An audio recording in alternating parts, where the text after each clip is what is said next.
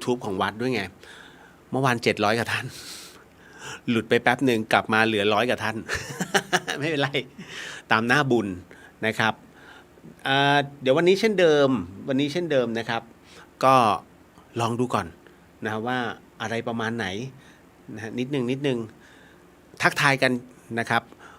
วันนี้เดี๋ยวมีอะไรคืบหน้าบ้างเพราะว่าผมทบทวนสาวภพภูมิเพื่อที่จะเตรียมตอนนี้เตรียมในเรื่องของการกำเนิดโลกนะฮะเพราะว่าทั้งหมดผมใช้สเต็ปของพระอาจารย์ภัสกร ภูริวัฒโนนะฮะแล้วก็อีกสเต็ปหนึ่งผมต้องนำมาจากไตรภูมินะครับซึ่งมันหลายเล่มนะประม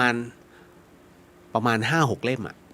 ผมใช้มาประกอบกันนะแต่อันนี้คือมันเป็นบทเริ่มต้นที่จะต้องทำเรื่อยๆนะฮะต้องทำเรื่อยๆเพราะมันรวบรวมข้อมูลเยอะแล้วนะฮะรวบรวมข้อมูลเรียกว่าจะเอาตรงไหนขึ้นก่อนเพราะว่าใจความสำคัญมันเยอะมากก็ต้องทำให้มันรัดกุมแล้วก็ให้เข้าใจง่ายที่สุดและต้องถูกต้องด้วยไม่ใช่มันเหมือนกับงานวิจัยครับถ้าของปโทปเอกเนาะนะฮะมันก็ต้องทำเป็นแพทเทิร์นนะครับมันต้องบอกที่มาที่ไปได้นิดนึงฮะผมก็ต้องเช่นกันนะฮะอันไหนที่อ้างอิงจากอะไรยังไงก็ต้องทำให้มันเรียบร้อย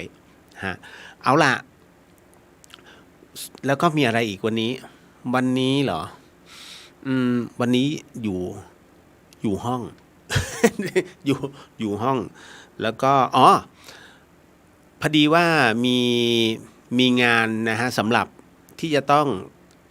ทำการพรีเซนต์ให้กับพระผู้ใหญ่นะให้กับวัดแห่งหนึ่งนะครับในตำบลสุเทพนะอำเภอเมืองจังหวัดเชียงใหม่นะฮะเพื่อที่จะเป็นการเหมือนกับเป็นวัดพัฒนาตัวอย่างอะไรคล้ายๆแบบนั้นนะฮะวันนี้ก็เลยไปร่วมกันนะครับทำฟังบีฟทั้งหมดแล้วก็เราตบออกมาเป็นสคริปต์นะฮะเพื่อที่จะต้องมาผลิตเป็น VTR เนี่ยสั้นๆ7นาทีฮะคือการทำวิดีโอพรีเซนต์ไม่ควรเกิน7นาทีมันเบื่อ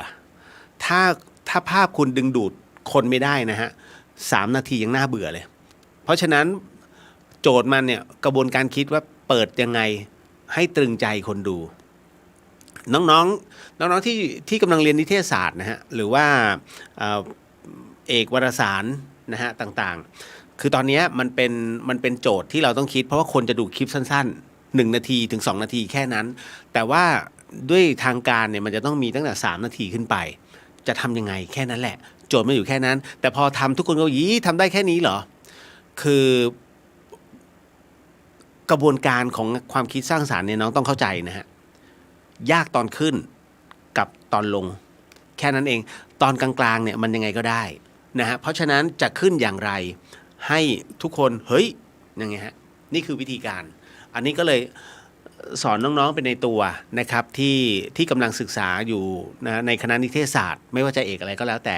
ทั้งหมดมันมีความสัมพันธ์ซึ่งกันและกันนะฮะเอาละเดี๋ยววันนี้นะครับเหมือนเดิมนะเมื่อเราทักทายกันเป็นที่เรียบร้อยนะครับแล้วก็จากนั้นก็จะเข้าสู่ในเรื่องของการสมาทานศีลอย่างที่ผมกล่าวไว้ฮะว่าทั้งวันเราไม่รู้หรอกฮะว่าเราทำผิดศีลข้อไหนแต่ให้รู้ไว้ว่าเมื่อทำผิดศีลเนี่ยแล้วเรารับรู้เพราะเราทุกคนมีหิริโอตปะถูกไหมฮะเราละอายแล้วก็เกรงกลัวต่อสิ่งที่เรากระทำลงไปดังนั้นเราก็ต่อศีลได้นะฮะศีลขาดต่อศีลได้นะฮะแต่นะฮะถ้าสมมุติว่าเราไปทำอะไรก็ตามที่ไปกระทบใจคนอื่นอันนี้นะฮะมันต้องค่อยๆแก้นะฮะเอาล่ะแล้วหลังจากนั้นจะเป็นการขึ้นกรรมฐานน้ำเย็นผมยังคงคอนเซปต์เดิมแต่ผมก็ต้องบอกนะว่าในเรื่องของกรรมฐานน้ำเย็นนั้นนะฮะอย่างที่เรารู้อันเนื่องมาจากว่าทำไมผมต้องพูดแบบนั้นนะฮะเสมอเพราะว่าในเรื่องของการทำกรรมฐานน้ำเย็นนั้นนะฮะให้เรารับรู้ว่าความว่างเป็นแบบไหนคราวนี้พระผู้ใหญ่เนี่ยท่านก็ติงมาบอกว่าโยมในส่วนของความว่างเราต้องเข้าใจก่อนนะว่ามันว่างแบบไหนว่างมันมีหลายระดับคือถ้าว่างเลยจนที่เราขึ้นไปชั้นปฐมญาณหรือว่าเข้าถึงฌาน4เลยอย่างเงี้ยฮะ อันนั้นคือว่างจริงจังคือว่างคือรู้แล้วละนะฮะแล้วก็วางมันจะว่างนะครับแต่มันทำยากเพราะฉะนั้นตราบใดก็ตามที่ยังมีการดำเนินเรื่องราวในชีวิตประจำวันเนี่ยการจะเข้าสู่ภวังค์แบบนั้นหรือว่าการจะเข้าสู่ไปถึงฌานขนาดนั้นเนี่ยคุณต้องเก็บตัวในห้องเลยเก็บตัวในห้องเพื่อที่จะฝึกไม่ให้มีสิ่งรอบข้างมากวนใจนะฮะเพราะฉะนั้นว่างในที่นี้นะครับที่เรากำลังจะเรียนรู้กันต้องบอกก่อนว่า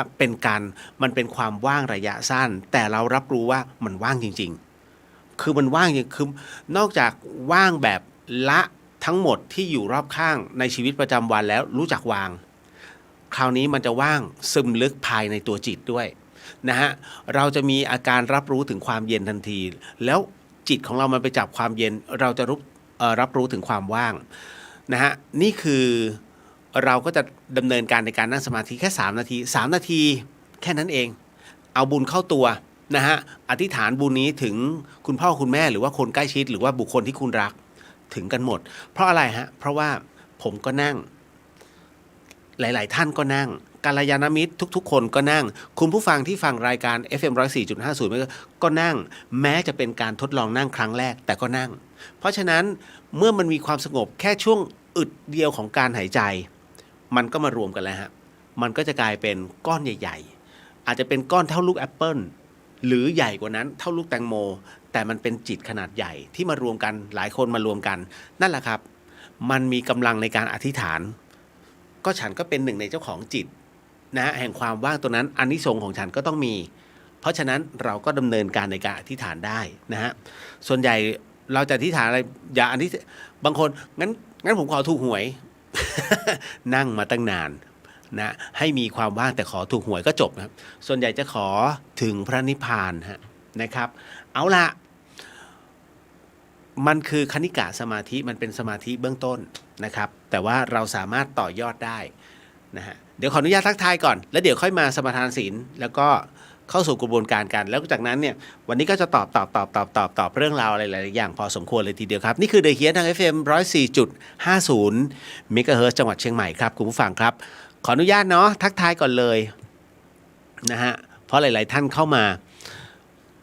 หมดสัปดาห์นี้สัปดาห์หน้าหยุดยาวอีกแล้วอะ สัปดาห์หน้าผมอยู่กรุงเทพนะครับอันนี้บอกไว้ก่อนเพราะว่า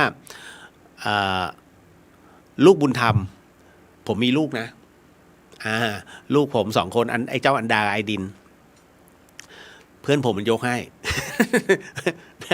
มึงเลี้ยงเลยอะไรเงี้ยประมาณนี้ฮะเขามึงเลี้ยงเลย นะฮะก็อันดาเขาก็สอบได้เหมือนกับว่าชิงทุนไปอเมริกาได้1 ปีก็เลยต้องไปส่งเขานิดหนึ่งนะฮะวันที่29นะครับที่สุวรรณภูมินะครับก็อันนี้ก็เลยนิดนึงนะฮะคุยหน่อย นะขออนุญาตนะครับคุณดาวรุ่งสวัสดีค่ะคุณเดลสวัสดีครับผมนะฮะคุณแจงสวัสดีค่ะสวัสดีฮะคุณจินนชากราบนมัสการพระอาจารย์เจ้าค่ะแล้วก็สวัสดีคุณเรียวค่ะอยู่เพจนี้สบายใจสบายหูกว่าซาวอินโทรอีกเพจรับไม่ไหวเลยหลอนจริงจังอ๋ออีกเพจหนึ่งใช่ไหมไม่พอดีว่าไม่ได้เปิดหรอกครับอันนี้คือปิดเพราะว่าแค่ทดลองว่าเฮ้ยมันออกไหมปกติเนี่ยผมจะเปิดแล้วก็เปิดคลอในการพูดเวลาเรื่องหลอนแค่นั้นแต่พอในเรื่องธรรมเปิดไม่ได้ผมต้องบอกก่อนฮะว่าธรรมเนี่ยคือธรรมชาติก็จริงแต่ธรรมะอันนี้คือธรรมะของพระพุทธเจ้าต้องให้การเคารพแต่ถ้าเข้าสู่เรื่องราวหลอนๆหรือว่าเรื่องเล่าอะไรพวกนี้มันเปิดได้เพื่อเขาเรียกความบันเทิงในอารมณ์มันเป็นการวัดกำลังจิตไปด้วยแต่พยายามคิดว่าก็สดแบบนี้ดีกว่านะฮะมันก็ไปต้องตรงนี้ต้องเบาตรงนี้ต้องค่อยอะไรอย่างนี้เป็นต้น นะฮะต่อมาขจรศิลป์สวัสดีครับพี่เลียวสวัสดีครับนะฮะอันนี้พี่สุวรรณยาใช่ไหม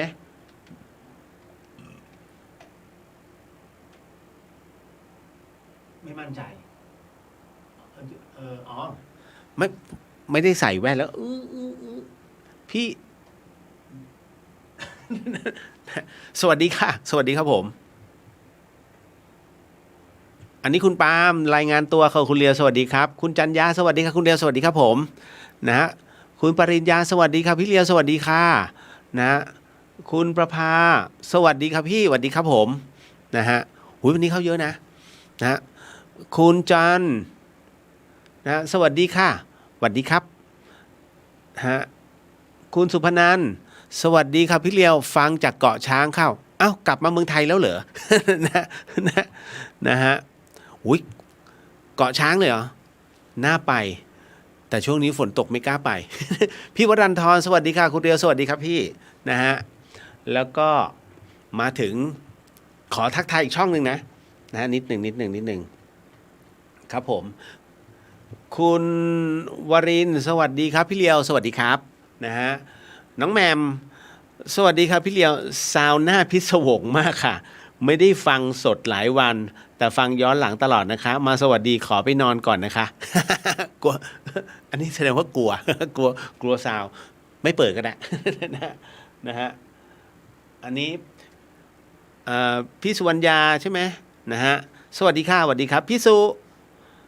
ฮะสวัสดีค่ะคืนนี้มาแปลกนะคะไม่แปลกผมแค่ทดลองเสียงดู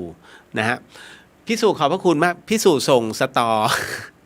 พร้อมกะปิไปให้คุณแม่ที่บ้านผมก็เลยบอกพี่สาวเจ๊เดี๋ยวจะมีสตอกับกะปิไปส่งให้คุณแม่นะเจ๊บอกส่งก็ไม่มีปัญหามีปัญหาคือเรื่องฉันทำไม่เป็น ผัดสตอนั่นเขาก็เลยบอกว่าเดี๋ยวจะแกะแล้วก็จะเก็บใส่ตู้เย็นไม่ให้อารมณ์ว่าถ้าเป็นภาษาบ้านๆคือสัปดาห์หน้าที่ผมลงไปมึงช่วยมาทำให้แม่ด้วย คุณแม่กับคุณพี่สาวนะฮะต่อมานะฮะอันนี้น้องหนีบอกสาวหลอนเลยค่ะไม่เปิดแล้วนะฮะโอ้ฟังเสียงเริ่มแล้วนอนไม่หลับค่ะนะไม่เปิดแล้วครับนะมาถึงเดี๋ยวนะครับคุณปฐมพรบอกว่าสวัสดีค่ะสวัสดีครับผมกุ๊บกิ๊บทำกรรมฐานน้ำเย็นสามารถแผ่บุญให้กับเจ้ากรรมนายเวรได้ไหมคะคือเมื่อเราเข้าสู่กรรมฐานเนี่ยอันนี้คือหนึ่งใน3แบบแล้วฮะที่อานิสงส์เนี่ยนะฮะค่อนข้างจะเรียกว่าเยอะทีเดียวนะฮะไม่ว่าจะเป็นทานศีลและก็ภาวนานะครับเพราะฉะนั้นเราอยู่ในช่วงของการเข้าสมาธินะฮะเราอยู่ในช่วงของกึ่งนะฮะในเรื่องของการให้มันมีได้ทั้งทานนะฮะแล้วก็มันได้ทั้งศีลเพราะในช่วงที่เรานั่งสมาธิอยู่เนี่ยนะฮะมันเกิดปัญญาด้วยนะมันก็คือกลุ่มภาวนา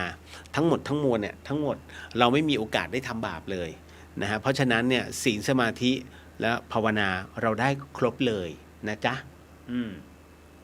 หนุ่มน้อยซอย7ผมถามข้อเดียวผมไม่อยากอยู่คือผมแพ้ทุกเรื่องครับตัดสินใจแล้วผมฟังคุณตลอดนะผมขอบารมีทุกท่านโปรดช่วยผมเถอะขอบคุณครับผมจะบอกว่าคนทุกคนเนี่ยสู้เหมือนกันหมดด้วยสภาวะแบบนี้ผมเองก็สู้นะฮะเพราะฉะนั้นเนี่ยเราเป็นกำลังใจให้กันแล้วกันเนาะนะฮะไม่ถ้าถามว่าแพ้ไหมนะฮะเราแข่งกับอะไรนะครับณตอนนี้เราแข่งกับตัวเองแหละเพราะว่าเราถูกลิขิตมาเป็นแบบนี้ฮะนะมันเป็นช่วงจังหวะของชีวิตคนเรามันมีขึ้นแล้วก็มีลงผมก็เคยลงแบบดิ่งเลยฮะนะท่านยังพอมีแต่ผมล้มละลายหลายๆท่านไม่ทราบใช่ไหมฮะเพราะผมมาล้มละลายมาก่อนแล้วก็ล้มละลายจริงๆนะคือศาลประกาศเลยจนอยากตายก็เหมือนท่านตอนนี้ฮะก็คือมันอยู่ในสภาวะตอนนั้นก็คือเหมือนกับว่าไม่กลัวในเรื่องของความเจ็บปวดไม่กลัวในเรื่องของความตายแต่แวบนึงบอกว่าเฮ้ยตอนนั้นเงินในกระเป๋ามีอยู่ประมาณ 3,000 กว่าบาทเอาไงดีวะจิตเนี่ยมันคิดคือผมเป็นคนที่ชอบเที่ยว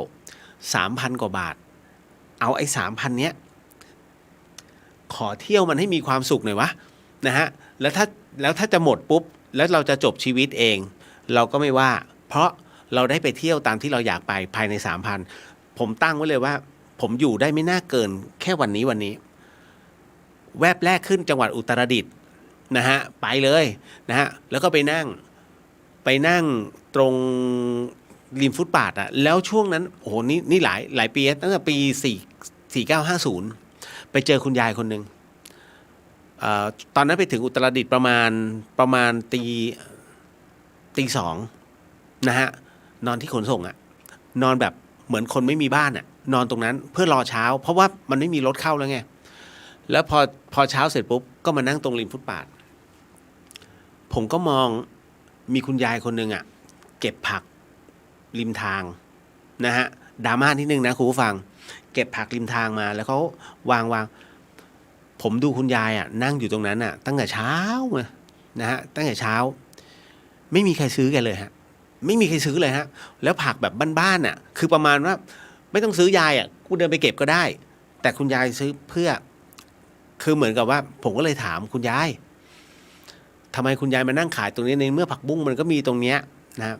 ก็ยายหมดแรงยายบอกยายหมดแรงนะฮะเอ้าแล้วนี่ก็คือคุณยายจะต้องขายให้หมดใช่ไหมก็จะต่อยอดอ่ะคือคุณยายอยากจะต่อยอดชีวิตคือคุณยายไม่อยากขอเพียงแต่ว่าไอ้ผักบุ้งเนี่ยมันมีอยู่ก็มีอยู่ประมาณ5 กรัมมั้งคุณยายขายสามกรัม10 บาทถ้า3 กรัม10 บาท5 กรัมที่คุณยายมีอยู่คุณยายจะได้เงินประมาณ15 ถึง 17 บาทผมก็โอ้โหคุณยายสู้ขนาดนี้เลยเหรอผมก็เลยถามแล้วลูกหลานไปไหนคุณยายอ่ะก็เริ่มซึมแล้วแกบอกว่าลูกอ่ะเข้ามาในกรุงเทพแล้วทำงานเขาไม่ได้เลี้ยงดูยายเลยก็คือเหมือนกับปล่อยแล้วก็คือปล่อยให้ยายอยู่บ้านเนี่ยที่อุตรดิตถ์ตามยถากรรมมาเป็นเวลาโอ้หลายปีแล้วฮะผมก็เลยนึกในใจเอาวะไหนๆก็ไหนๆแล้วก็เลยช่วยคุณยายก็คือเอาแบงค์500ให้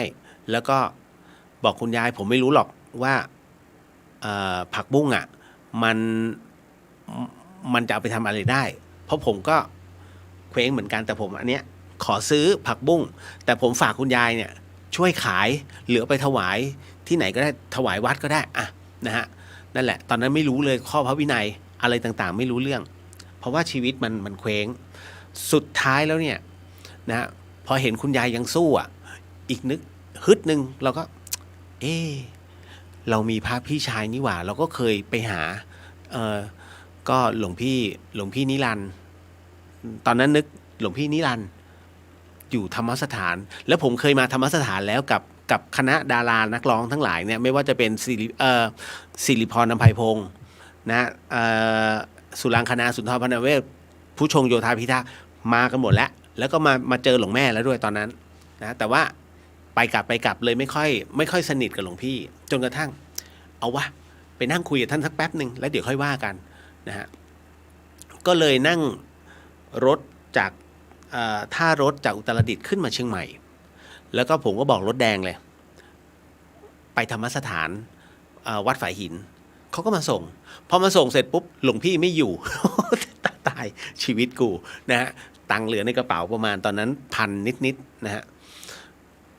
ผมก็มาดูนี่นะชีวิตอยู่แค่นี้แหละสุดท้ายแล้วยังไงก็คือมันเวลาชีวิตมันดิ่งจริงนะฮะเวลาล้มละลายเนี่ยคุณไม่สามารถจะไปบอกใครได้หรอกว่าเราจะเริ่มยังไงเราจะทำยังไงคือมันแพ้ราบคาบจริงนะฮะแล้วจากนั้นพอมาเจอหลวงแม่เนี่ยหลวงแม่บอกมาห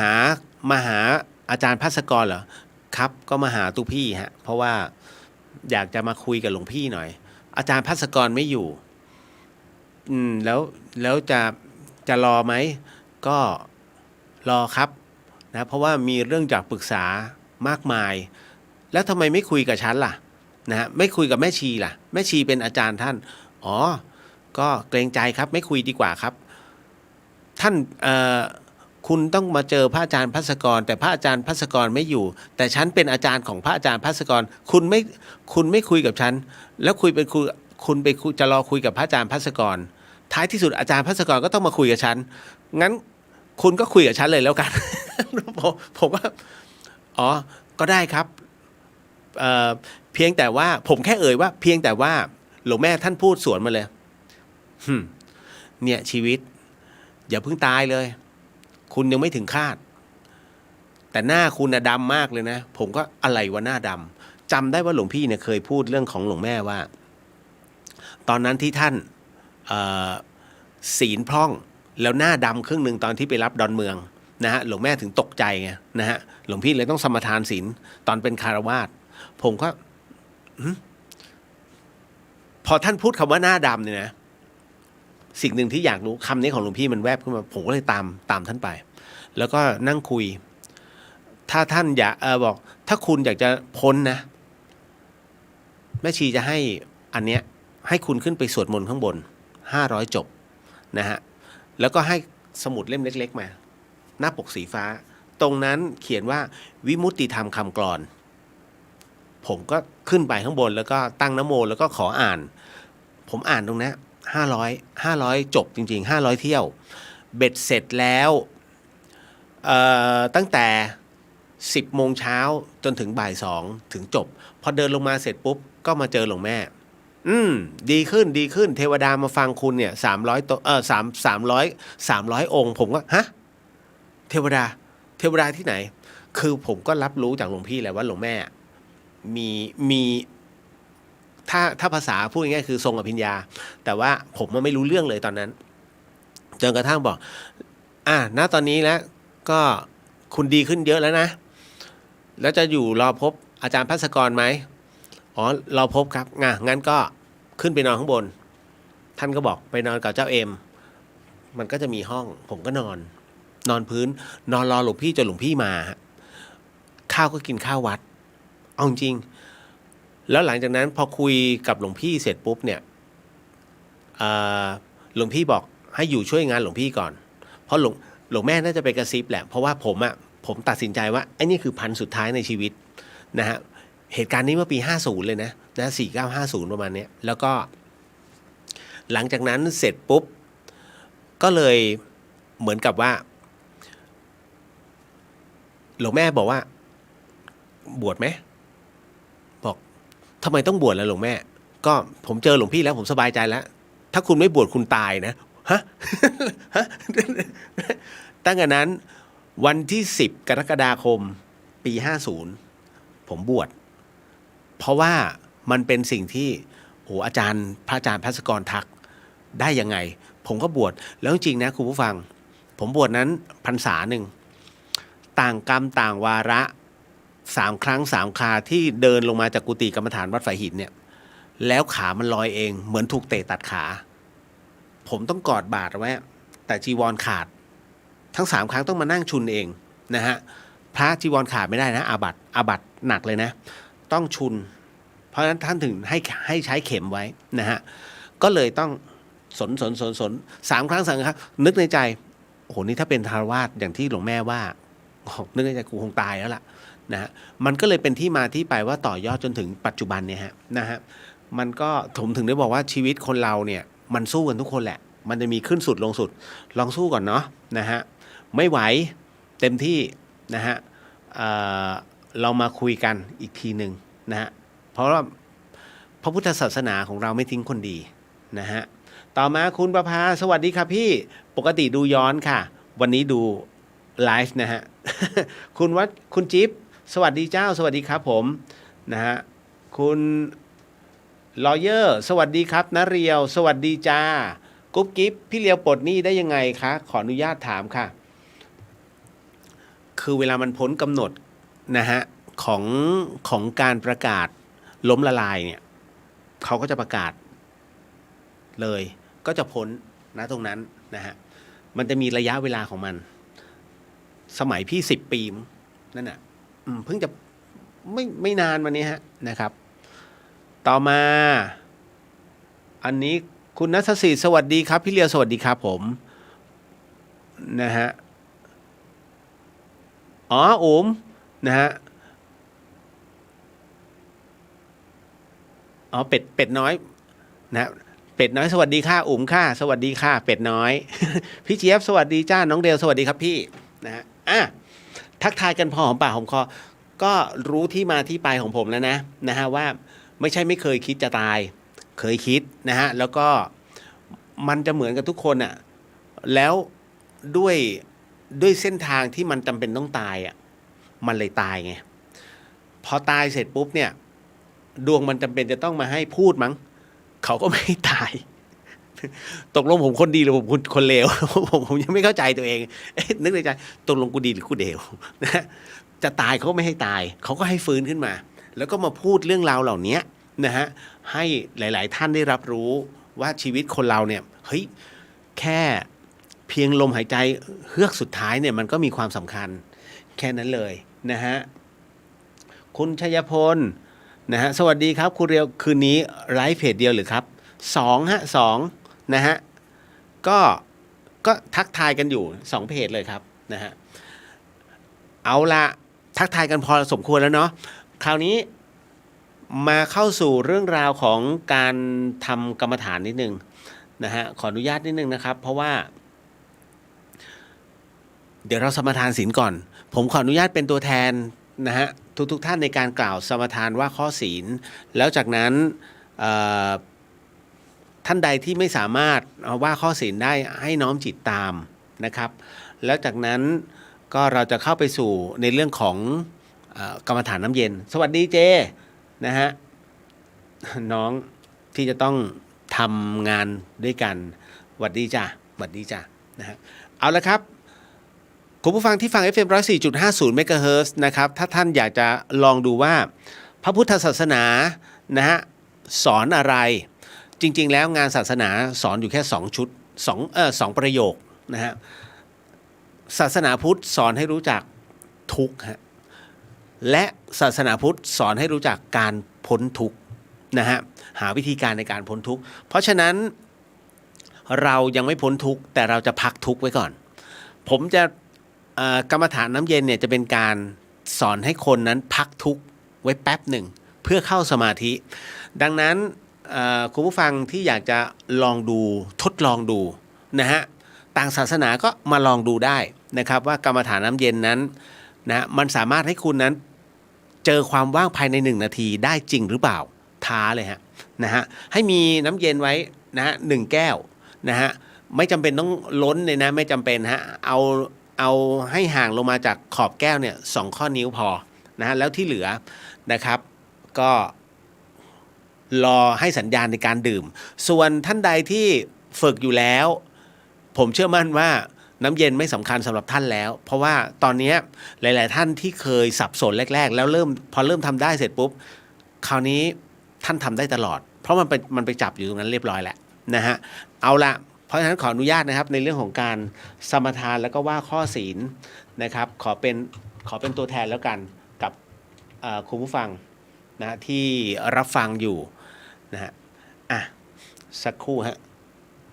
แป๊บหนึ่งนะฮะมันจะกุกกักนิดนึงนะฮะเอาละ เอาเดี๋ยวนะฮะแป๊บหนึ่ง start now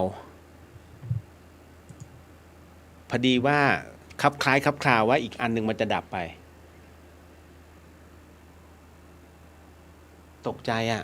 อยู่ๆเครื่องดับเฉยเลย จะเป็นในอีกส่วนหนึ่งนะฮะแป๊บหนึ่งนะฮะเข้า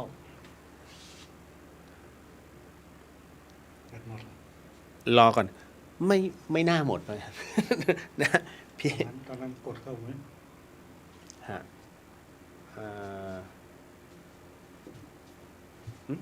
แปลกๆเล่นผมอีกแล้ว เดี๋ยวนะไม่ใช่ครับอาจารย์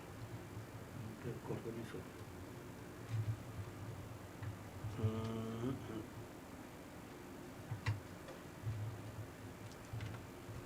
เดี๋ยวนะฮะคุณผู้ฟังแป๊บหนึ่งนะฮะขออนุญาตนิดนึง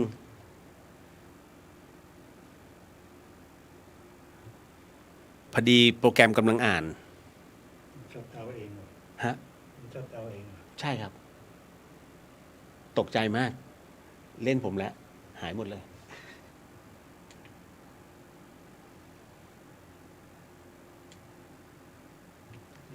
สักครู่ฮะสักครู่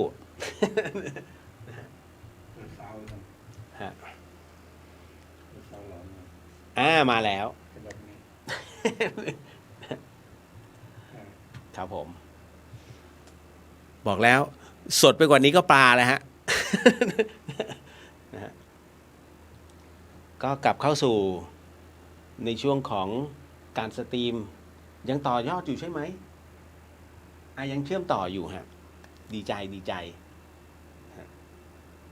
พักหน้าจอก่อน พับครับ คุณประภากู๊ดไนท์ครับพี่พรุ่งนี้ดูย้อนหลังนะฮะคุณเลียวโชคดี อันนี้เจอกัลยาณมิตรนะฮะเหตุการณ์มันจะพาไปเองฮะนะฮะอย่าเพิ่งเรียกว่าอย่าเพิ่งไปคิดกับชีวิตตัวเองแบบนั้นเนาะเดี๋ยวเพิ่งฮะมันยังมีอะไรอีกหลายอย่างนะคุณชัยพลที่กรุงเทพไปปลายลาดพร้าวใกล้เดอะมอลล์บางกะปิฝนเริ่มลงแล้วครับโอ้โหฮะมาเข้าสู่ในช่วงของกรรมฐานไม่ใช่ขออนุญาตนะฮะในเรื่องของว่าข้อศีลนะครับผมขอเป็นตัวแทนก่อนนะฮะสาธุสาธุสาธุนะโมตัสสะภะคะวะโตอะระหะโตสัมมาสัมพุทธัสสะนะโมตัสสะภะคะวะโตอะระหะโตสัมมาสัมพุทธัสสะนะโมตัสสะภะคะวะโตอะระหะโตสัมมาสัมพุทธัสสะพุทโธธัมโมสังโฆศีลข้อ 1ไม่ฆ่าสัตว์ศีลข้อ 2ไม่ลักทรัพย์ศีลข้อ 3ไม่ประพฤติผิดในกามศีลข้อ 4ไม่พูดเท็จศีลข้อ 5ไม่ดื่มสุราและของมึนเมาบัดนี้ข้าพเจ้าตั้งใจรักษาศีลแล้วบัดนี้ข้าพเจ้าคือผู้มีศีลข้าพเจ้าผู้มีศีลละอายต่อการทำความชั่วกลัวต่อผลของบาปกรรมข้าพเจ้าผู้มีศีลมีหิริโอตปะมีกายเป็นมนุษย์มีใจเป็นเทวดาเป็นมนุษย์เทโวเข้าถึงความเป็นสหายกับเราเทวดาทั้งหลายณบัดนี้ข้าพเจ้าทั้งหลายขออดโทษลดกรรมที่ข้าพเจ้าประมาทพลาดพลั้งในช่วงวันนี้ลงในฉับพลันและขอให้กรรมดีที่ข้าพเจ้าหรือเหล่ากัลยาณมิตรได้ทำไว้นั้นขอจงมาแทรกส่งผลบุญนี้ให้ข้าพเจ้าได้มีความสุขและประสบผลสำเร็จตลอดไปเทินสาธุสาธุสาธุอนุโมทามินะฮะก็เข้าสู่ตรงนี้แล้วนะฮะเมื่อเรามีศีลมาเป็นตัวที่ครอบนะฮะเพื่อที่จะทำการนั่งกรรมฐานน้ำเย็นนะฮะตอนนี้ก็ขออนุญาตนะครับเป็นตัวแทนผมต้องบอกก่อนว่ากรรมฐานน้ำเย็นเนี้ยนะฮะผู้ที่ถ่ายทอดนะครับก็คือหลวงพ่อเยื้อนขันติพโลนะครับแห่งวัดเขาศาลาอาตุละฐานจาโรนะครับที่อำเภอบัวเชษจังหวัดสุรินทร์นะครับซึ่งท่านได้ถือว่าเป็นพ่อแม่ครูอาจารย์นะครับที่เรียกว่าประสิทธิ์ประสาทนะวิชาตรงนี้ให้นะก็ทำให้หลายๆท่านนั้นได้พบกับความสงบแล้วก็ขึ้นกรรมฐานได้เร็วที่สุดเพราะหลวงพ่อนั้นได้ชื่อว่าเป็นผู้ที่ขึ้นกรรมฐานนะครับแล้วก็ได้ธรรมะเร็วที่สุดในบรรดาศิษย์ของหลวงปู่รุนอตุโลนะฮะโดยที่มีหลวงตามหาบัวญาณสัมปันโนนั้นท่านเป็นผู้รับรองอีกรูปหนึ่งด้วยนะฮะก็โมทนาสาธุกับหลวงพ่อท่านนะฮะดังนั้นตรงนี้นี่เองนะก็เลยขออนุญาตแล้วกันนะฮะในเรื่องของการนำเข้าสู่สมาธินะฮะน้ำเย็นนะครับก็คือหรือว่ากรรมฐานน้ำเย็นนะครับวิธีการก็คือว่าตอนนี้หลายๆท่านมีน้ำเย็นอยู่ข้างตัวอยู่แล้วเนาะนะฮะน้ำเย็นจากตู้เย็นนี่แหละธรรมดาไม่จำเป็นต้องเย็นเจี๊ยบนะครับแต่ขอให้เป็นน้ำเย็นน้ำร้อนได้ไหมไม่ได้น้ำอุ่นได้ไหมไม่ได้น้ำคงอุณหภูมิได้ไหมได้บ้างแต่มันไม่ถึงนะฮะทำไมจำเป็นต้องเย็นเพราะว่าเราต้องใช้จิตไปจับที่น้ำเย็นวิธีการก็คือให้ท่านเนี่ยนะฮะแรกๆถ้ายังไม่ได้ใช้การยืนก็ได้ นะฮะแล้วก็ดื่มน้ำลงไปแล้วค่อยๆนั่งคุกเข่าแล้วก็เข้ามาสู่ท่านั่งสมาธิลำดับที่2ก็คือว่าให้ท่านสังเกตนะครับว่าความเย็นมันตกไปที่ไหนนะครับแล้วก็จากนั้นใช้จิตของเราเนี่ยเข้าไปจับตามตรงนั้นนะครับตอนนี้เป็นเวลา 5:45 นาทีเราจะถอนสมาธิกัน 5:48 นาทีโดยประมาณนะฮะเพราะฉะนั้นขออนุญาตตอนนี้นะครับในขณะที่มีการนั่งสมาธิกันอยู่ผมต้องขออนุญาตบรรยายไปด้วยเพราะว่านี่คือการออนแอร์ทางสถานีวิทยุด้วยนะฮะเพราะฉะนั้นถ้าพร้อมแล้วนะฮะตอนนี้ 5:46 นะฮะ 47 48 49เราจะไปถอนซีที่19นะครับขออนุญาตครับดื่มน้ำฮะนะครับดื่มน้ำลองดื่มฮะน้ำเย็นอึกเลยนะหรือจะนั่งคุกเข่าดื่มแบบยืดตัวตรงก็ได้นะครับทดสอบดู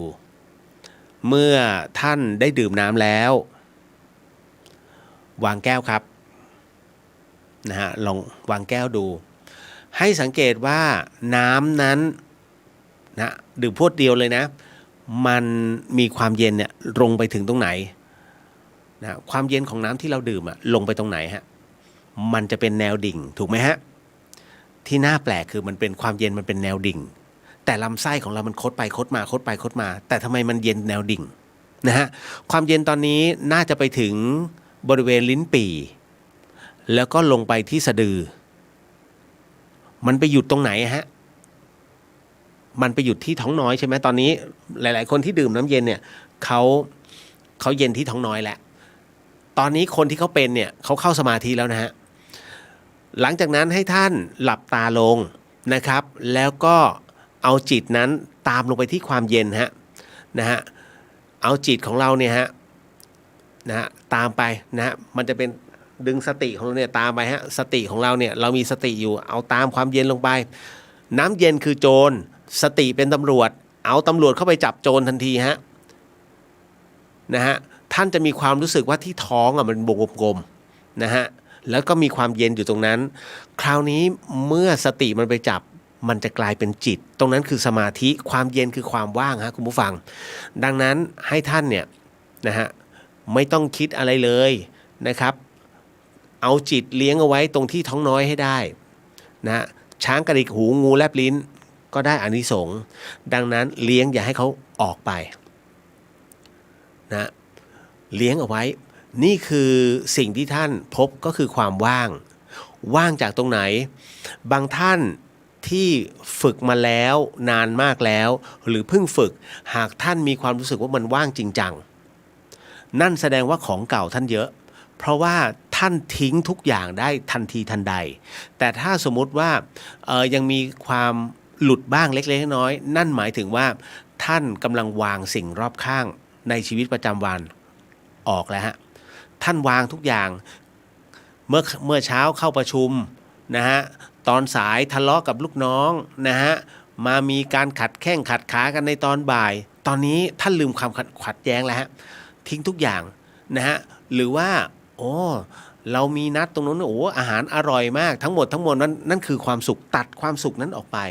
ให้เหลือแค่ความว่างที่อยู่แค่ท้องน้อยนะฮะท่านจะเข้าใจนะตรงนี้นะฮะนี่คือความว่างที่เกิดขึ้นจากพลังของสมาธิของเรานั่นเองจิตเมื่อเข้าไปแล้วมันจะไม่ส่งออกนะต่อให้ส่งออกแค่ไหนก็ตามมันจะแยกกันระหว่างธาตุกับขันธ์นะฮะดังนั้นต่อให้คุณเกาคุณเจ็บแผลอยู่ไม่เกี่ยวกันเจ็บก็คือเจ็บแต่ตัวจิตยังคงค้างอยู่ในความเย็นตรงนั้นนะฮะยังค้างอยู่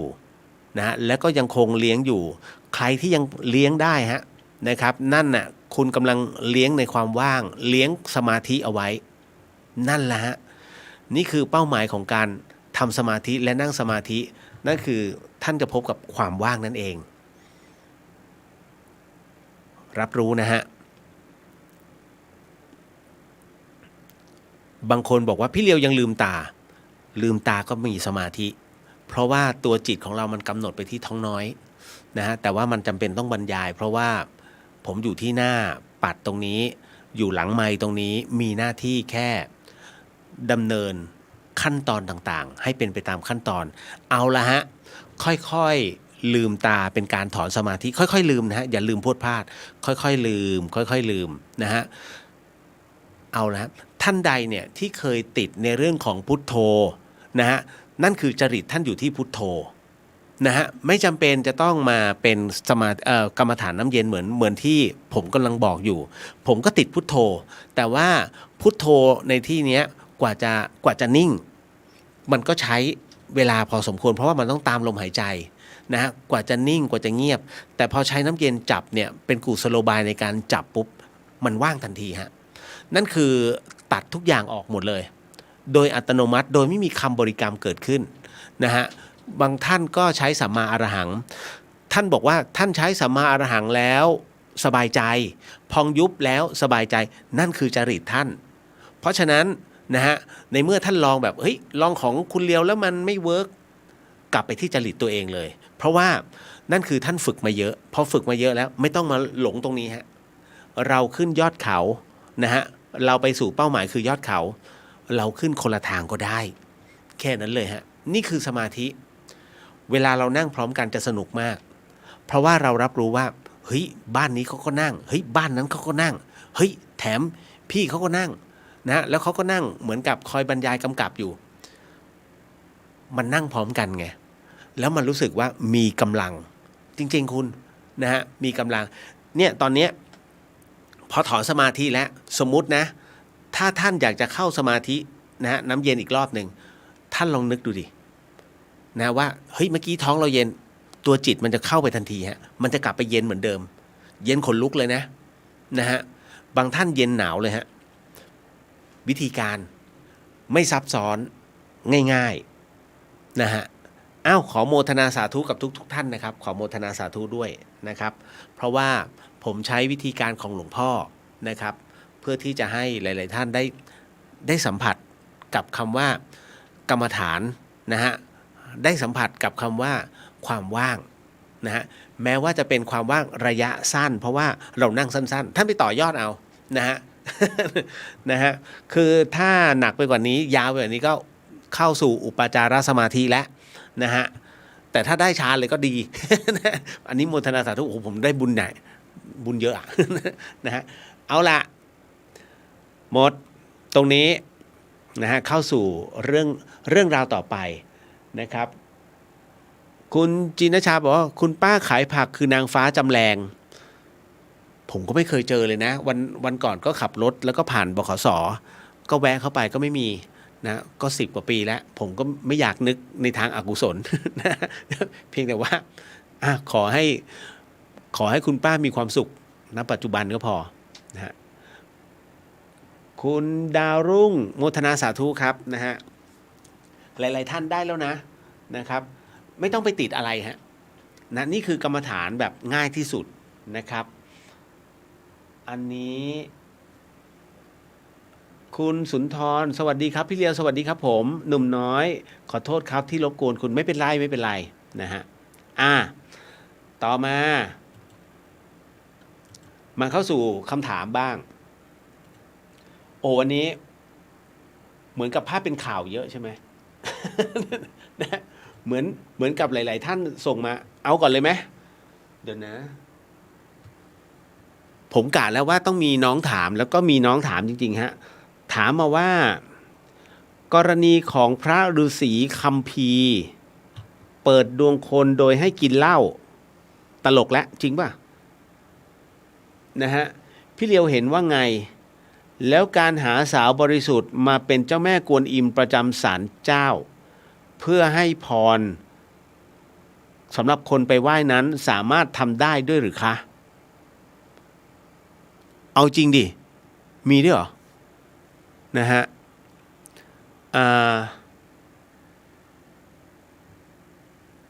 คุณจินทร์บอกโมทนาสาธุกับคุณเรียวนำภาวนาแล้วก็ทุกท่านที่ร่วมทำกรรมฐานน้ำเย็นนะคะสาธุครับนะฮะคุณจินชาคุณดาวรุ่งสาธุค่ะคุณเรียวขอบคุณค่ะนะฮะแสดงว่าขึ้นได้แล้วว่าง นะไม่งั้นรับรู้ถึงกระแสว่ายินดีมากๆ นะเดี๋ยวนะกรณีของฤาษีคัมภีร์ท่านเป็นใครเอ่ยเปิดดวงโดยกินเหล้า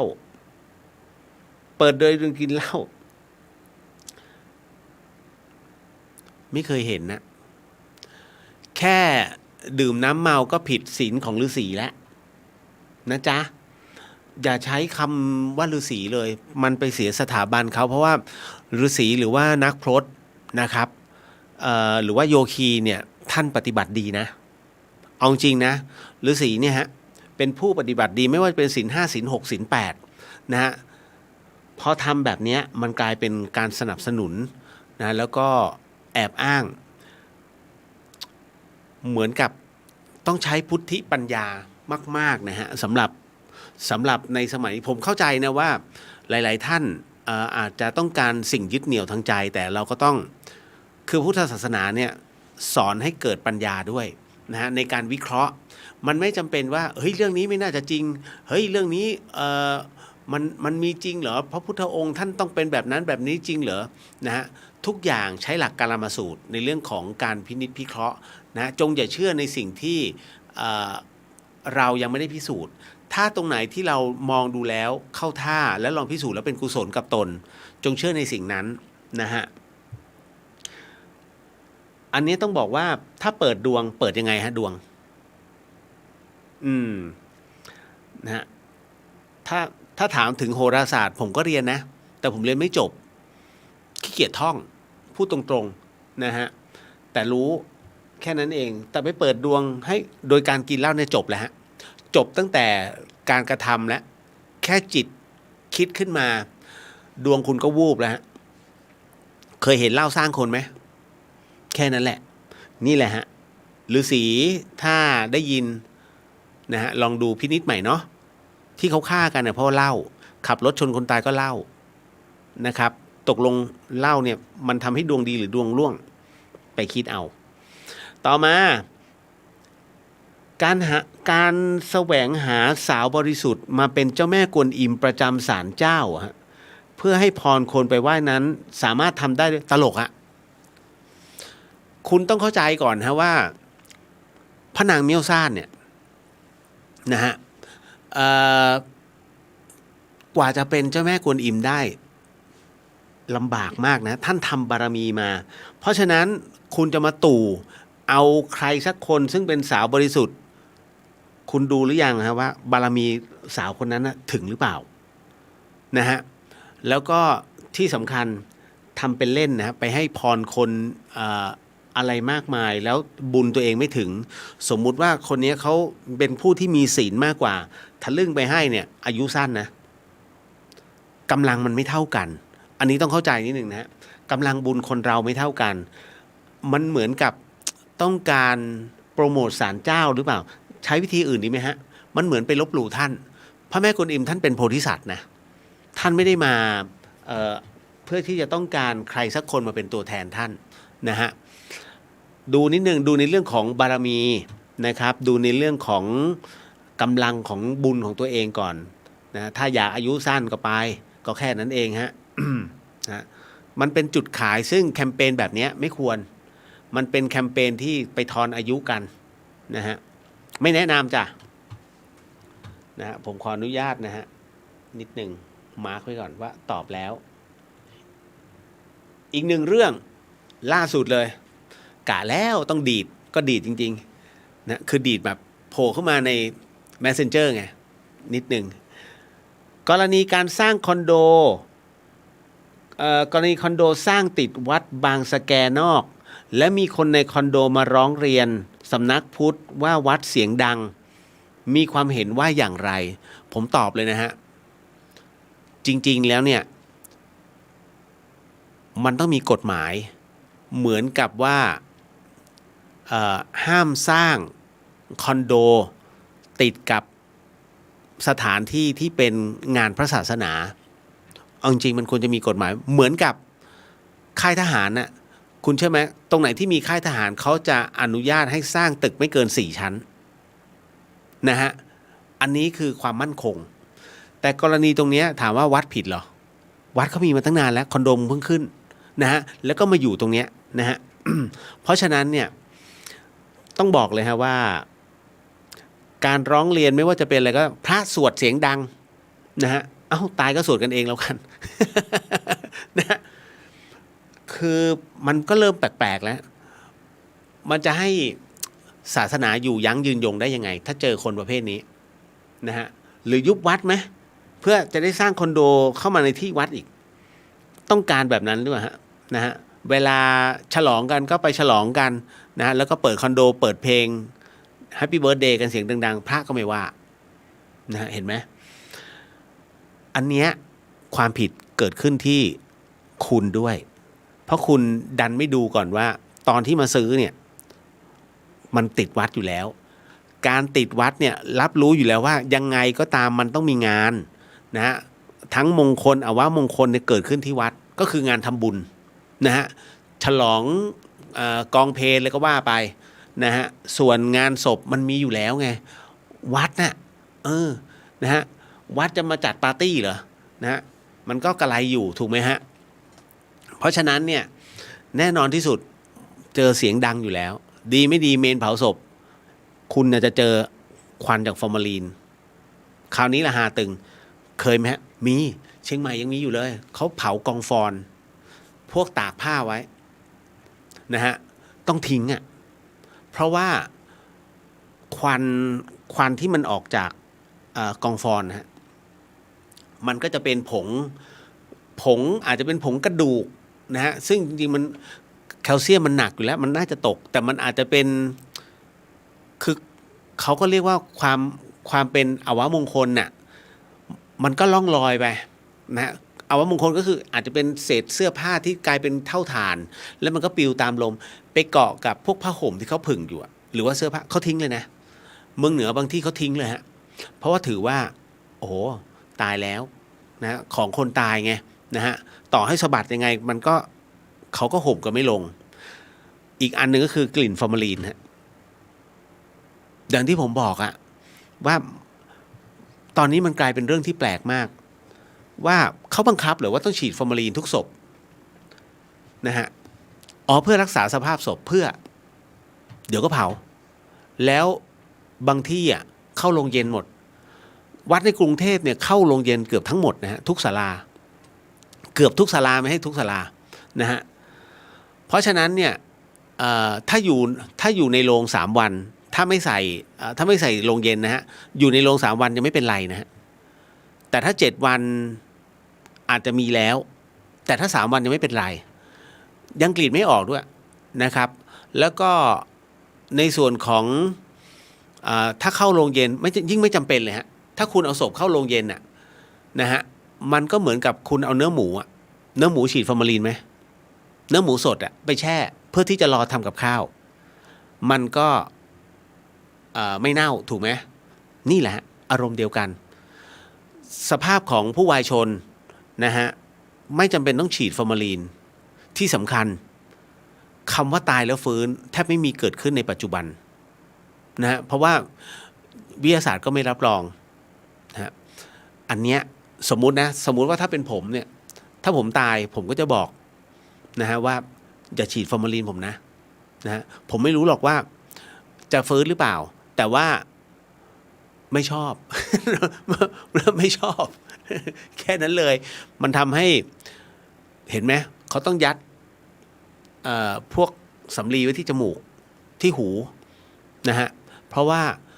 ฟอร์มาลีนมันจะออกมันเยอะไงนะฮะแล้วฉีดไม่ใช่ถูกนะ 2,000 ถึง 5,000 ทั้งที่ต้นทุนไม่เท่าไหร่นะฮะก็ลองดูนะฮะตรงนี้เมื่อก่อนนี่มีตายแล้วฟื้นตอนนี้หมดสิทธิ์ครับนะฮะกรณีตรงนี้คอนโดที่สร้างติดวัดบางสะแกนะฮะถ้าผมบอกเลยว่าณตรงเนี้ยคอนโดผิดและผู้เช่าคอนโดผิดแค่นั้นเลยฮะเพราะวัดเนี่ยเขามีมาเป็น100 ปีคอนโดไม่ถึง20 ปีไม่ถึง10 ปีด้วยซ้ำเพิ่งขึ้นแต่โวยวายนะฮะเพราะคุณเป็นคนสับเพ่าไม่ยอมสำรวจก่อนว่าตรงไหนเนี่ยนะฮะมันเป็นจะซื้อที่อยู่คุณต้องดูไม่ใช่เฮ้ยโครงการขึ้นกูซื้อเลยไม่ใช่นะฮะอันนี้เขาเรียกไม่ยอมศึกษาก่อนว่าทิศทางของลมฟ้าอากาศเป็นอย่างไรนะฮะทิศตะวันออกตรงไหนทิศตะวันตกถ้าบ้านที่ดีเขาจะไม่นิยมสร้างให้ตรงนะก็คือ บ้านต้องตรงทิศตะวันออกกับทิศตะวันตกไม่เขาจะสร้างให้ตรงกับทิศเหนือทิศใต้ทำไมจึงเป็นเช่นนั้นก็เพราะว่าเวลาพระอาทิตย์ขึ้นเนี่ยมันส่องแล้วมันร้อนในบ้านตกยังร้อนด้านหลังนะฮะเขาไม่นิยมสร้างนะครับเอาล่ะต่อมานะนิดหนึ่งฮึบเรื่องผีเก็บไว้ก่อนนะ เดี๋ยวหลายคนนอนไม่หลับการที่เราฝึกสมาธิแล้วเป็นผู้ปฏิบัติธรรมนั้นจิตมีความสงบมาตลอดแต่หากเกิดมีความฝันที่ทำให้เรากลัวอ๋อนี่ติดเมื่อวานนี้หว่าใช่ไหมฮะ เดี๋ยวนะการฝึกสมาธินั้นและเป็นผู้ปฏิบัติธรรมนั้นจึงมีความสงบมาตลอดแต่หากมีความฝันที่ทำให้เรากลัวทำไมฮะมันพอมันค้างอยู่ผมก็ไปดูคำถามผมหาไม่เห็น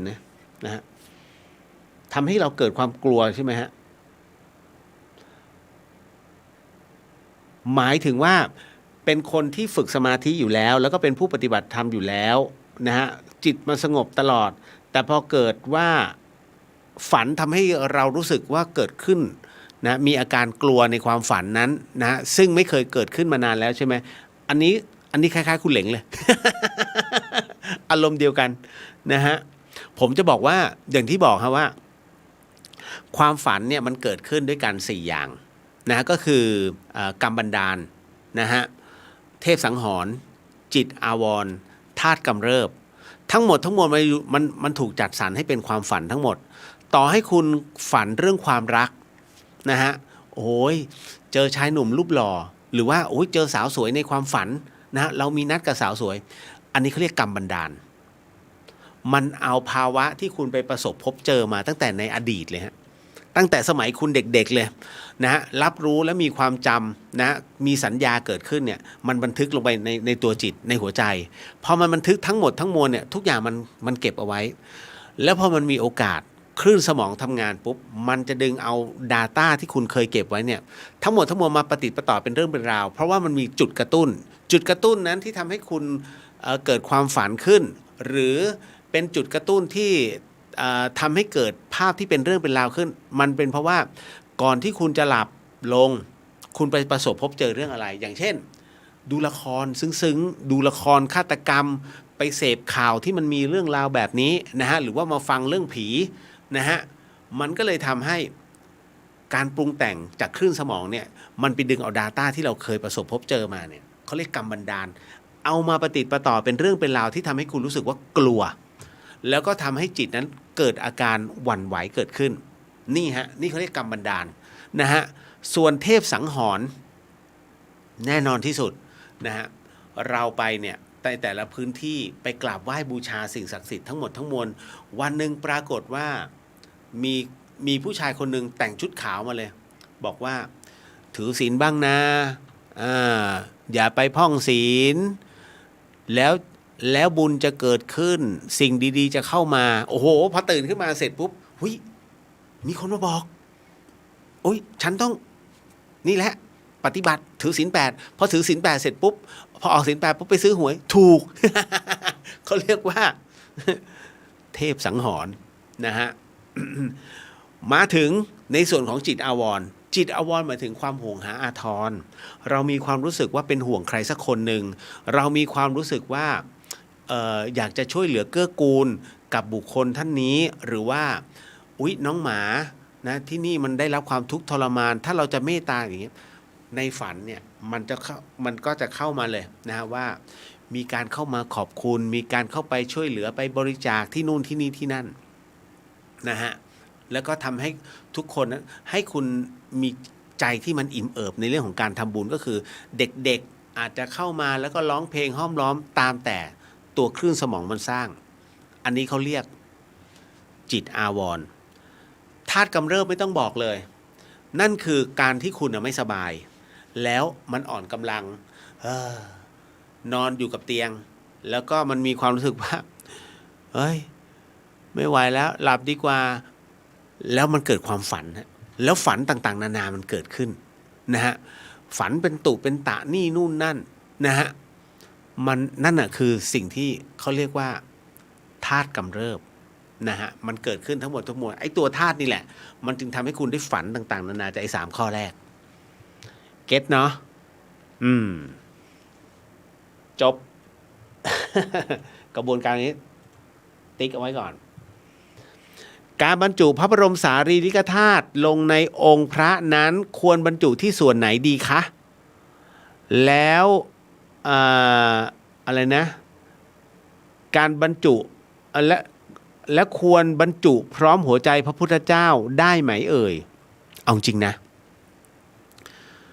เรื่องหัวใจพุทธเจ้าเนี่ยเพิ่งจะมามีในปัจจุบันนะฮะอันเนี้ย ก็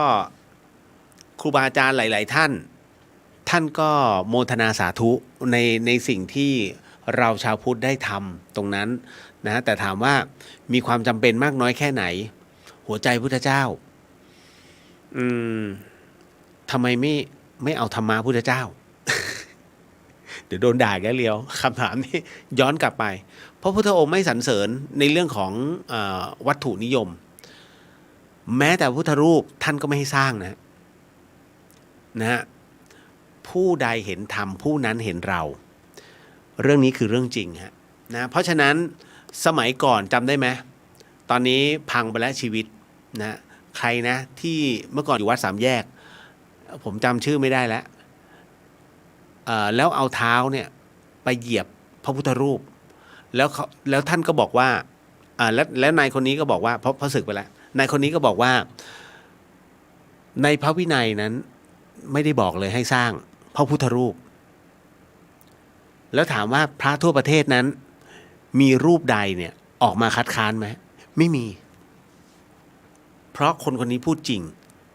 นะฮะพระพุทธรูปนั้นท่านไม่ให้สร้างนะแต่พระธรรมเนี่ยสำคัญดังนั้นในส่วนของหัวใจพุทธเจ้านั้นโดยส่วนตัวนะฮะผมมองว่าอันนี้ทำเพื่อให้ศรัทธาเกิดขึ้นก็ถือว่าเป็นเรื่องที่ดีนะฮะแต่อย่าเอาการค้ามาอิงนะฮะอันเนี้ยถ้าเป็นพุทธองค์ท่านก็คงไม่สรรเสริญส่วนในเรื่องของการบรรจุพระบรมสารีริกธาตุนั้นเนี่ยอันเนี้ยตรงมากที่อยากพูดมานานแล้วการบรรจุพระบรมสารีริกธาตุนั้นเดี๋ยวผมขอบอกนิดนึงนะฮะหลายๆท่านอาจจะไม่เข้าใจในส่วนของตรงนี้ในสมัยโบราณนะฮะเขาจะทำเป็นตาราง9 ช่องนะฮะตาราง9 ช่องเหมือนกับตารางดวงอะแผ่นดวงอะแต่ว่าอันนี้คือเขาวางอิฐเป็น9 ช่องพระบรมสารีริกธาตุจะอยู่ตรงกลางแล้วจะฝังลงไปพื้นดินอาจจะฝังบริเวณพื้นดินผิวดินนะฮะด้านล่างหรือต้องขุดลงไปอีก8 ศอกก็แล้วแต่ต้องฝังที่พื้นดินตั้งแต่ไหนแต่ไรตั้งแต่สมัยพระเจ้าอโศกมหาราชแล้วนะฮะที่รวบรวมพระบรมสารีริกธาตุเพราะพระองค์ท่านไม่ทำเอาไว้บนเจดีย์ไม่นะฮะเพียงแต่สร้างเนินดินซึ่งเป็นเจดีย์เนี่ยครอบเอาไว้ทีหนึ่งแต่องค์พระบรมสารีริกธาตุนั้นถูกฝังถูกบรรจุเป็นที่เรียบร้อยแล้วใต้ดินดังนั้นณตรงนี้นี่เองฮะจึงมีเหตุว่าเฉพาะเมืองเหนือและประเทศพม่ากับประเทศลาวบางวัดนะแล้วก็อีสานบางพื้นที่ห้ามสตรีเข้าไปในบริเวณฐานเจดีย์มันมีเหตุไงฮะเพราะว่าคุณผู้หญิงก็รู้อยู่แล้วว่าเราเนี่ยนะฮะมีโรคประจำตัวทุกเดือนดังนั้นนะฮะณตรงนี้นี่เองนะก็กลัวว่าคนที่มีโรคประจำตัวเนี่ยฮะจะทำให้เกิดอาการตรงนั้นนะฮะมันก็จะกลายเป็นเรื่องที่ไม่ดีกับตนเขาก็เลยห้ามดีกว่านะฮะก็ให้สุภาพสตรีนั้นเดินบริเวณรอบนอกเพราะฉะนั้นจะไปเรียกร้องสิทธิสตรีต้องถามรายละเอียดก่อนนะฮะมันมีที่มาที่ไปนะครับอันเนื่องมาจากว่าพระบรมสารีริกธาตุนั่นแหละนะท่านถูกฝังไว้พื้นดินและเราไปยืนเหนือค้ำท่านนะครับคราวนี้จะพระบรมสารีริกธาตุนั้นจะฝังบนเจดีย์ได้ไหมบอกเลยว่าไม่นิยมส่วนใหญ่แล้วจะไว้ข้างล่างหรือว่าฐานชั้นที่1แค่นั้นฮะจะไม่ขึ้นไปด้านบนหรือว่าบนยอดปรีไม่ทำกันเพราะว่าอะไรเพราะว่า โลกของเรามันมีรอยเลื่อนแล้วการเคลื่อนตัวของเปลือกโลกเนี่ยทุกวันเราไม่รู้หรอกครับว่าณตรงนั้นเนี่ยจุดนั้นรอยเลื่อนนะมันจะมาอยู่ตรงตำแหน่งที่องค์เจดีย์ที่เราบรรจุพระบรมสารีริกธาตุเมื่อไหร่นะฮะดังนั้นเพื่อป้องกันเอาไว้ก่อนทุกอย่างมันบ่แน่นะฮะทุกอย่างนั้นบ่แน่เราจึงบรรจุที่ฐานด้านล่างวันใดวันหนึ่งแผ่นดินไหวเจดีย์พังถล่มลงมาพระบรมสารีริกธาตุอยู่ข้างล่างผมยกตัวอย่างนี้เพราะว่ามันมีเหตุการณ์เกิดขึ้นมาแล้วฮะเมื่อปี 2518 ถ้าจำไม่ผิดนั่นก็คือเป็นเหตุการณ์ที่ทั้งชาวไทยและชาวลาวนั้นร้องไห้ระงมเลยอันเนื่องมาจากว่าองค์เจดีย์พระธาตุพนมนะฮะได้พังทลายลงมาอันเนื่องมาจากว่าถูกความชื้นแล้วก็น้ำฝนนั้นนะกัดเซาะจนโครงสร้างนั้นพังฮะทุกคนรับรู้เป็นเสียงเดียวกันฮะว่าพระมหากัสสปะนะครับได้อัญเชิญนะพระอุรังคธาตุก็คือกระดูกส่วนหน้าอกขององค์พระสัมมาสัมพุทธเจ้านั้นนะมาประดิษฐานไว้ที่องค์พระธาตุพนมเมื่อปีพศ8นะฮะหลังจากที่องค์พระสัมมาสัมพุทธเจ้านั้นได้ปรินิพพานไปแล้ว8ปีนะครับเพราะฉะนั้นเนี่ยพระมหากัสสปะพร้อมด้วยพระอรหันต์ด้วยกันอีก6รูป6 ถึง 8รูปนะฮะก็อัญเชิญมาคราวนี้ตอนที่พังตอนที่บรรจุนะฮะเราก็ไม่รู้หรอกฮะว่าโบราณนั้นท่านบรรจุแบบไหนอะไรยังไงจนกระทั่งพังลงมาพอพังลงมาปุ๊บปริศนาทั้งหมดมันถูกเฉลยตรงนั้นพระอุรังคธาตุนั้นขององค์พระสัมมาสัมพุทธเจ้านั้นถูกบรรจุฮะถูกบรรจุอยู่ในหีบนะฮะเป็นหีบเหล็กนะฮะซึ่งเป็นหีบเงินทั้งหมดทั้งสิ้นและเป็นหีบเหล็ก3ชั้นสุดท้ายนะครับตอนแรกนึกว่าองค์พระธาตุเนี่ยจะหายสาบสูญไม่ใช่พอพังลงมาเสร็จปุ๊บเขาก็ขนปรากฏว่าไปเจอหีบเหล็กอยู่ที่ฐานด้านล่างนะฮะความหนักหน่วงของปูนจากองค์พระธาตุพนมเนี่ยถล่มลงมาเนี่ยก็ทำให้ตัวพระอบนะที่ได้รับความเสียหายนะแค่3ชั้นแรกที่เป็นเหล็กฮะส่วนทั้งหมดนั้น9ชั้นนะฮะส่วนที่เหลือนั้นนะอีก7ชั้นนั้นไม่ได้รับความเสียหายนะก็เหมือนกับถอดมาเรื่อยๆจนกระทั่งเหลือแค่เล็กๆแค่นี้เองนะฮะแล้วก็พอเปิดมาจึงเป็นพระอุรังคธาตุนะฮะก็นั่นน่ะเป็นเหตุว่าเนี่ยคือการปกป้องพระอุรังคธาตุแต่ปัจจุบันเหมือนกับว่าอัญเชิญขึ้นไปไว้ชั้น3น่ากลัวมาก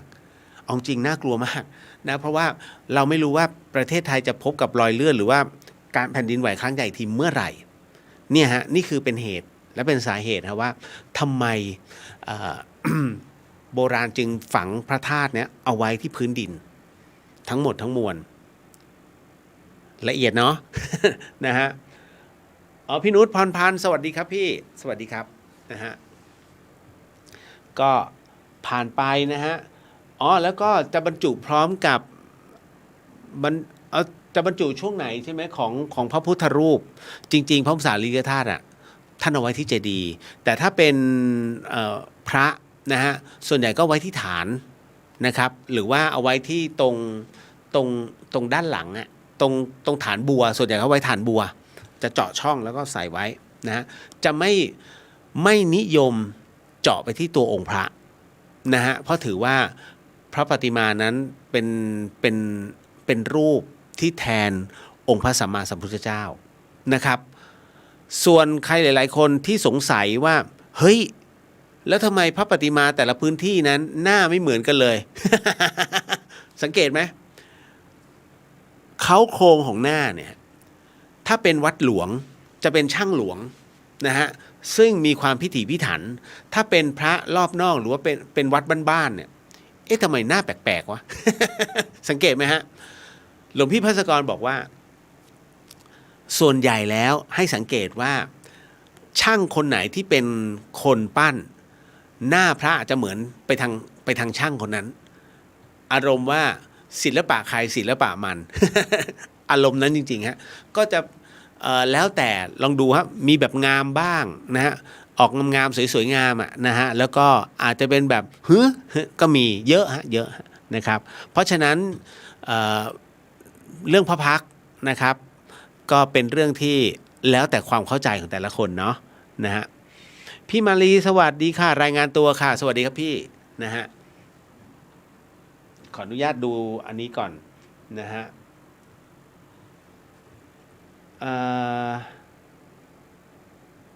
อันนี้คุณสุนทรถามมาครับว่าสอบถามพี่เลียวครับการนั่งสมาธินั้นเราสามารถเห็นตัวเราเองกราบพระพุทธได้หรือเปล่าครับหรือเป็นมโนภาพที่เราสร้างขึ้นมาเองครับเป็นตัวจิตที่มันหลุดออกไปแล้วมันสร้างขึ้นมาฮะความหมายของการนั่งสมาธิคืออะไรฮะสมาธิจริงๆแล้วก็คือในส่วนของเราใจจดใจจ่อสิ่งใดสิ่งหนึ่งจนกระทั่งคือความว่างนะฮะสมาธิมันก็คือความว่างนั่นแหละนะมันจะไม่คิดต่อมันจะไม่เห็นภาพถ้าการเห็นภาพคือการส่งจิตออกไปแต่จริงๆแล้วถ้าพอเข้ากรรมฐานน้ำเย็นเนี่ยจิตมันออกไปเดี๋ยวมันเข้ามามันก็แวบเข้ามาทันทีเพราะมีความเย็นรออยู่แค่นั้นเลยกุ๊บกิ๊บคำถามจาก TikTok ค่ะเห็นหมอปลายบอกว่าคาถามหาจักรพรรดิไม่ดีเหรอคะเอานี้บอกไปแล้วนะสวดแล้วทำให้ชีวิตแย่ลงจริงเหรอคะเหมือนถามพี่เลียวแล้วนะคะแต่ไม่ได้ฟังค่ะสาธุขอบคุณมากค่ะ หน้าตีจริงๆคาถาจักรพรรดิเนี่ยฮะนะครับก็อย่างที่บอกว่าก็จากที่หลวงปู่ดูนั้นท่านให้สวดนะครับแล้วท่านบอกท่านเป็นเทพเจ้านะฮะแห่งวิญญาณเพราะหลวงปู่ดูนั้นนะครับเวลาท่านเจอสัมภเวสีปุ๊บท่านสวดบทจักรพรรดิส่งขึ้นไปหมดเลยส่งขึ้นไปเป็นเทวดาให้หมดเขาเรียกสงเคราะห์เราสัมภเวสีนั้นไม่ให้ทนทุกข์ทรมานแต่มิใช่ทุกตัวตนเพราะว่าประเภททำอนันตริยกรรมเนี่ยนะฮะฆ่าพ่อฆ่าแม่ฆ่าพระอรหันต์นะฮะ รวมถึง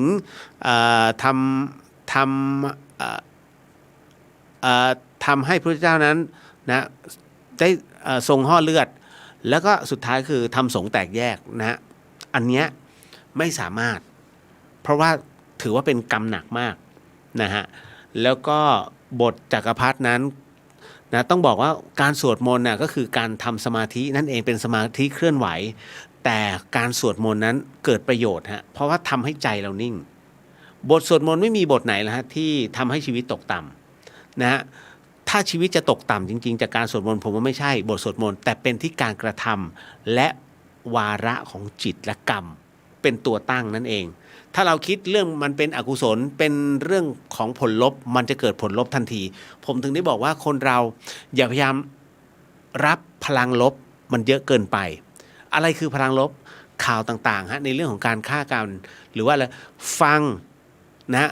รู้แต่ไม่รับรู้แต่ไม่รับเก็บเป็นใช้ได้คือรับฟังผ่านปุ๊บเมื่อไหร่ก็ตามที่จิตเราบอกพอไหมข่าวก็เหมือนกันพอไหมเมื่อจิตมันเตือนปุ๊บควรจะหยุดฮะนั่นแสดงว่าพลังลบคุณจะเกินลิมิตแล้วเพราะฉะนั้นต้องหาพลังบวกเข้ามาชีวิตคนถ้ามีพลังบวกมากกว่าพลังลบชีวิตเจริญรุ่งเรืองฮะแต่ถ้าเมื่อไหร่ก็ตามชีวิตนั้นเจอพลังลบเยอะมากขึ้น1คุณแก่เร็ว2ชีวิตของคุณเนี่ยจะถึงทางตันเพราะว่ามันคิดไม่ออกพลังมันไม่มีฮะนะฮะเก็ตเนาะก็ไม่เป็นไรถามแล้วถามอีกได้คุณปฐมพรบอกว่ามีกฎระเบียบค่ะห้ามสร้างโรงแรมอพาร์ตเมนต์ใกล้กับวัดในรัศมี1 กิโลเมตรค่ะอ้าวถ้าอย่างนี้ก็ผิดสิคอนโดนะฮะที่พักไงป้าแก้วสวัสดีค่ะคุณเรียวหลับไปตื่นแล้วมาฟังค่ะ น่ารักมากสาธุขอบคุณครับป้าแก้วนะฮะแล้วก็นะมาถึงอีกหนึ่งเรื่องก็ตอบให้มันครบอ่ะ นะอันนี้เก็ตแล้วนะในเรื่องของการบรรจุพระมสารีริกธาตุเพราะว่าผมก็กลัวว่าหลายๆท่านไม่เข้าใจโดยเฉพาะอย่างยิ่งตอนนี้ที่วัดเมืองเหนือเท่าที่ผมไปคุยนะฮะแล้วเป็นช่วงของการเปิดให้นักท่องเที่ยวเข้ามาตอนนี้กลายเป็นว่า นอกจากคนไทยไม่เข้าใจแล้ว ชาวต่างชาติซึ่งเป็นผู้หญิงก็ไม่เข้าใจในเรื่องของการห้ามเดินขึ้นบริเวณองค์พระธาตุมันกลายเป็นอย่างนี้ครับผมก็เลยเคยก็คุยกับพระอาจารย์บอกว่าแล้วโยมจะให้พระทำยังไงจะไปอธิบายให้เขาฟังเหรอบางคนเขาก็ไม่เชื่อบางคนเขาก็แอนตี้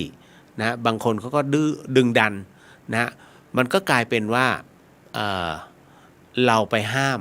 ในเรื่องของสิทธิเกิดขึ้นทันทีโอ้โหมันกลายเป็นเรื่องใหญ่นะมันก็เลยก็ต้องให้มันเป็นไปนะฮะเรื่องราวเหล่านี้สำคัญนะแล้วคุณเชื่อไหมเรื่องของการห้ามสตรีขึ้นเนี่ยฮะมีสองที่ผมเล่าคร่าวๆเหตุการณ์นี้เกิดขึ้นครั้งที่หนึ่งก็คือที่ดอยขม้อจังหวัดลำพูนคือชาวลำพูนเนี่ยเขารู้กันทั้งจังหวัดแม้กระทั่งเชียงใหม่ก็รู้ฮะว่าบนยอดดอยขม้อบนยอดดอยขม้อนั้นเนี่ยเขามีบ่อน้ำทิพย์บ่อน้ำนี้ไม่เคยเหือดแห้งฮะแล้วเป็นบ่อน้ำที่ใช้เป็นเรียกว่า1 ใน 3ที่เขาใช้เป็นการผสมนะฮะเพื่อนำน้ำเนี้ยไปสงที่พระบรมสารีริกธาตุบนวัดพระธาตุดอยสุเทพทุกปีก่อนในวันวิสาขบูชาแล้วก็เป็นอีกหนึ่งน้ำนะฮะที่ใช้ในการทำถือพิพัฒน์สัตยานะก็ถือว่าเป็นน้ำศักดิ์สิทธิ์คราวนี้ที่ดอยขม้อเนี่ยท่านก็จะติดป้ายว่าห้ามสุภาพสตรีลงไปก็ปรากฏว่ามีคุณสุภาพสตรีเนี่ยซึ่งเหมือนกับเป็นนักเคลื่อนไหวอันนี้นานมาแล้วนะเป็นนักเคลื่อนไหวในเรื่องของสิทธิสตรีไม่เชื่อนะฮะเธอก็เลยไม่ได้ชั้นสิทธิจ๋าก็เลยลงไปที่บ่อน้ำนั้นก็ตักน้ำศักดิ์สิทธิ์ขึ้นมาแล้วก็กลับไปคุณผู้ฟังครับพอเธอคนนี้กลับไปปุ๊บปรากฏว่าน้ำที่ผุดขึ้นมาอีกรอบหนึ่งนะเป็นน้ำที่มีเขาเรียกไม่ใช่น้ำมันไม่ปรากฏน้ำมันเริ่มแห้งน้ำที่ดอยขม้อแห้งเลยฮะไม่ผุดขึ้นมาก็เลยสงสัยจึงเป็นที่มาที่ไปสอบถามก็ได้ความว่ามีผู้หญิงลงไปโอ้โหคุณครับวัดพระธาตุดอยขม้อนั้นต้องระดมครูบาอาจารย์ทั้งลำพูนทั่วลำพูนมาสวดให้9 วันพอวันที่9สวดจบปุ๊บมีน้ำเริ่มผุดขึ้นมาแล้วฮะเป็นเรื่องที่แปลกมากเหตุการณ์นี้เกิดขึ้นนานแล้วครับนะอันนี้คือเรื่องแรกซึ่งเขามีป้ายอยู่แล้วนะครับเรื่องที่2วัดที่2ฮะวัดนี้ขึ้นชื่อมากในจังหวัดในอำเภอแม่แจ่มจังหวัดเชียงใหม่ก็คือชื่อว่าวัดพุทธเอ็นวัดพุทธเอ็นนั้นถือได้ว่าเป็นวัดที่เรียกว่ามีน้ำนะเป็นลำธารที่ใสสะอาดและศักดิ์สิทธิ์มากนะชาวอำเภอแม่แจ่มนั้นมักจะไปตักน้ำที่เนี่ยเอามาใช้นะครับเอามาใช้ดื่มกินนะฮะคือไม่มีวันเหือดแห้งนะครับเรียกว่าเอาน้ำที่ไม่ว่าจะเป็นคริสตัลน้ำสิงห์นี่นู่นนั่นเอามาตั้งแล้วก็มาเจอนี้เข้าไปเนี่ยคุณภาพของน้ำที่วัดพุทธเอ็นถือว่าบริสุทธิ์มากนะฮะทางมหาวิทยาลัยเชียงใหม่เนี่ยเอาไปวิจัยนะฮะแล้วเอาทำการค้างไว้เลย3 ปีดูที่จะมีตะกอนไหมปรากฏว่าครบ3 ปีมาส่องไม่มีตะกอนเลยนะถือว่าเป็นน้ำบริสุทธิ์มากๆแล้วคราวนี้สารปนเปื้อนน้อยมากนะครับจึงเป็นที่มาที่ไปของการที่ใช้ดื่มนะฮะของชาวอำเภอแม่แจ่มเพราะว่าวัดพุทธเอ็นถือว่าเป็นวัดที่ศักดิ์สิทธิ์อีกวัดหนึ่งคราวนี้ที่เนี่ยเขาก็จะมีเขาเรียกหอธรรมอยู่กลางน้ำเลยก็คล้ายๆหอไตรนะครับซึ่งเก็บพวกพระไตรปิฎกอะไรต่างๆนานาเนี่ยเอาไว้ที่กลางน้ำปรากฏว่าเขาก็เขียนข้างหน้าว่าห้ามสุภาพสตรีเข้าไปที่ศาลากลางน้ำติดไว้เลยข้างหน้าปรากฏว่าครั้งที่1นะฮะเป็นชาวต่างชาติไม่รู้เขาอ่านภาษาไทยไม่ออกเขาก็เดินเข้าไปดู นะแล้วก็ถอยกลับมา แล้วก็กลับไปก็ไปเที่ยวที่อื่น ปรากฏว่าน้ำเหม็นเลยฮะกลายเป็นน้ำที่ดื่มไม่ได้เลยที่น้ำมันไหลออกมา ถ้าปัจจุบันคุณไปที่วัดพุทธเอ็นอำเภอแม่แจ่มเนี่ยคุณสามารถตักดื่มได้เลยนะฮะปัจจุบันก็ยังเป็นอย่างนั้นยังใสๆอยู่นะชาวบ้านมาตักกันทุกวันนะฮะแต่พอคราวนี้พอน้ำมันขุ่นแล้วมีกลิ่นนะครับก็รู้แล้วเพราะชาวบ้านก็ไปฟ้องเจ้าอาวาสว่ามีชาวต่างชาติซึ่งเป็นผู้หญิงเนี่ยเดินนะฮะเดินเข้าไปที่ศาลากลางน้ำโอ้โหเท่านั้นแหละหอไตรท่านก็สวดกันอีก7 วัน 7 คืนฮะพอสวดเสร็จปุ๊บคืนวันที่7นะฮะผ่านไปรุ่งเช้ามาน้ำใสเหมือนเดิมไม่มีกลิ่นนะฮะแต่ก็ยังชาวบ้านยังไม่กล้าใช้ชาวบ้านยังไม่กล้าดื่มแต่เอาไปใช้จนรู้สึกจะช่วงเย็นๆน่ะทุกอย่างกลับมาเป็นปกตินะฮะแล้วครั้งที่2เหมือนเดิมฮะเป็นผู้ที่นิยมในสิทธิสตรีไม่ได้ชายหญิงต้องเท่าเทียมกันห้ามลองมาห้ามฉันสินะคือที่นี่เขาจะปล่อยให้รับผิดชอบตัวเองหมายถึงว่าใครที่ไปเที่ยววัดพุทธเอ็นนะครับก็จะให้เดินชมวัดกันเองเพราะเป็นวัดเก่าแก่โบราณแล้วสวยมากปรากฏว่าคุณสุภาพสตรีท่านนี้ก็ถือฉันต้องเสมอภาคก็เลยเดินเข้าไปพอเดินเข้าไปเสร็จปุ๊บคราวนี้ทั้งพระและโยมนะเห็นแล้วนะก็ให้ก็เหมือนกับว่าขอเชิญนะให้ออกจากนอกพื้นที่เพราะเดี๋ยวเพราะจะรู้นะท่านรู้แล้วว่าเดี๋ยวชาวบ้านจะเล่นงานเอานะก็ออกนะฮะแล้วหลังจากนั้นก็จริงๆฮะน้ำก็กลับมาเป็นสีคล้ำแล้วกลิ่นเหม็นใช้ไม่ได้เหมือนเดิม ก็ท่านรู้ต้นเหตุแล้วท่านก็เลยต้องจัดสวดใหม่7 วัน 7 คืนสุดท้ายกลับมาเหมือนเดิมฮะปัจจุบันนั้นป้ายังขึ้นชัดเจนนะว่าห้ามสุภาพสตรีเข้าไม่ต้องไปพิสูจน์นะครับเพราะเดือดร้อนพระนะครับที่อำเภอแม่แจ่มจังหวัดเชียงใหม่นี่คือที่มาที่ไปมันก็เป็นเรื่องราวที่แปลกพอสมควรกับเรื่องราวตรงนี้นะฮะต่อมาคุณจินชาบอกว่าเรื่องฝันตกพวันตอนแรกตัวเองก็ตั้งสมมุติฐานนะคะว่า1มีอะไรมาขอส่วนบุญแล้วก็กรวดน้ำทุกวัน2อาจเคยอยู่ในภพภูมิลักษณะนั้น3จิตใต้สำนึกถูกกระตุ้นถึงสภาพคนที่ไม่ต้องการอยู่ด้วยอยากเลี่ยงแต่ชีวิตสำนึกในปกติอาจจะเลี่ยงไม่ได้จิตสำนึกหาเหตุนะแล้วก็กลับให้อยู่ให้ได้นะเมื่อถูกกระตุ้นเหตุนั้นจึงถูกขุดขึ้นมาถูกต้องครับโมทนาสาธุนะฮะ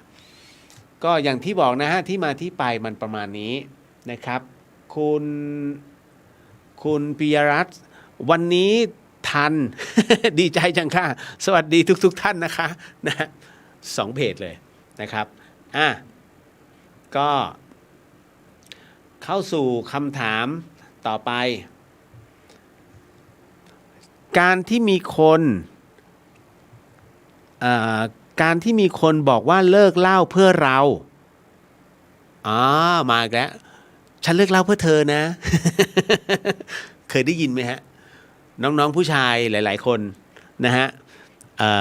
มาลูกไม้นี้ตลอดนะฮะเวลาจะเกี่ยวพาราสีคนนู้นคนนี้นะการที่คนบอกว่าเลิกเหล้าเพื่อเรา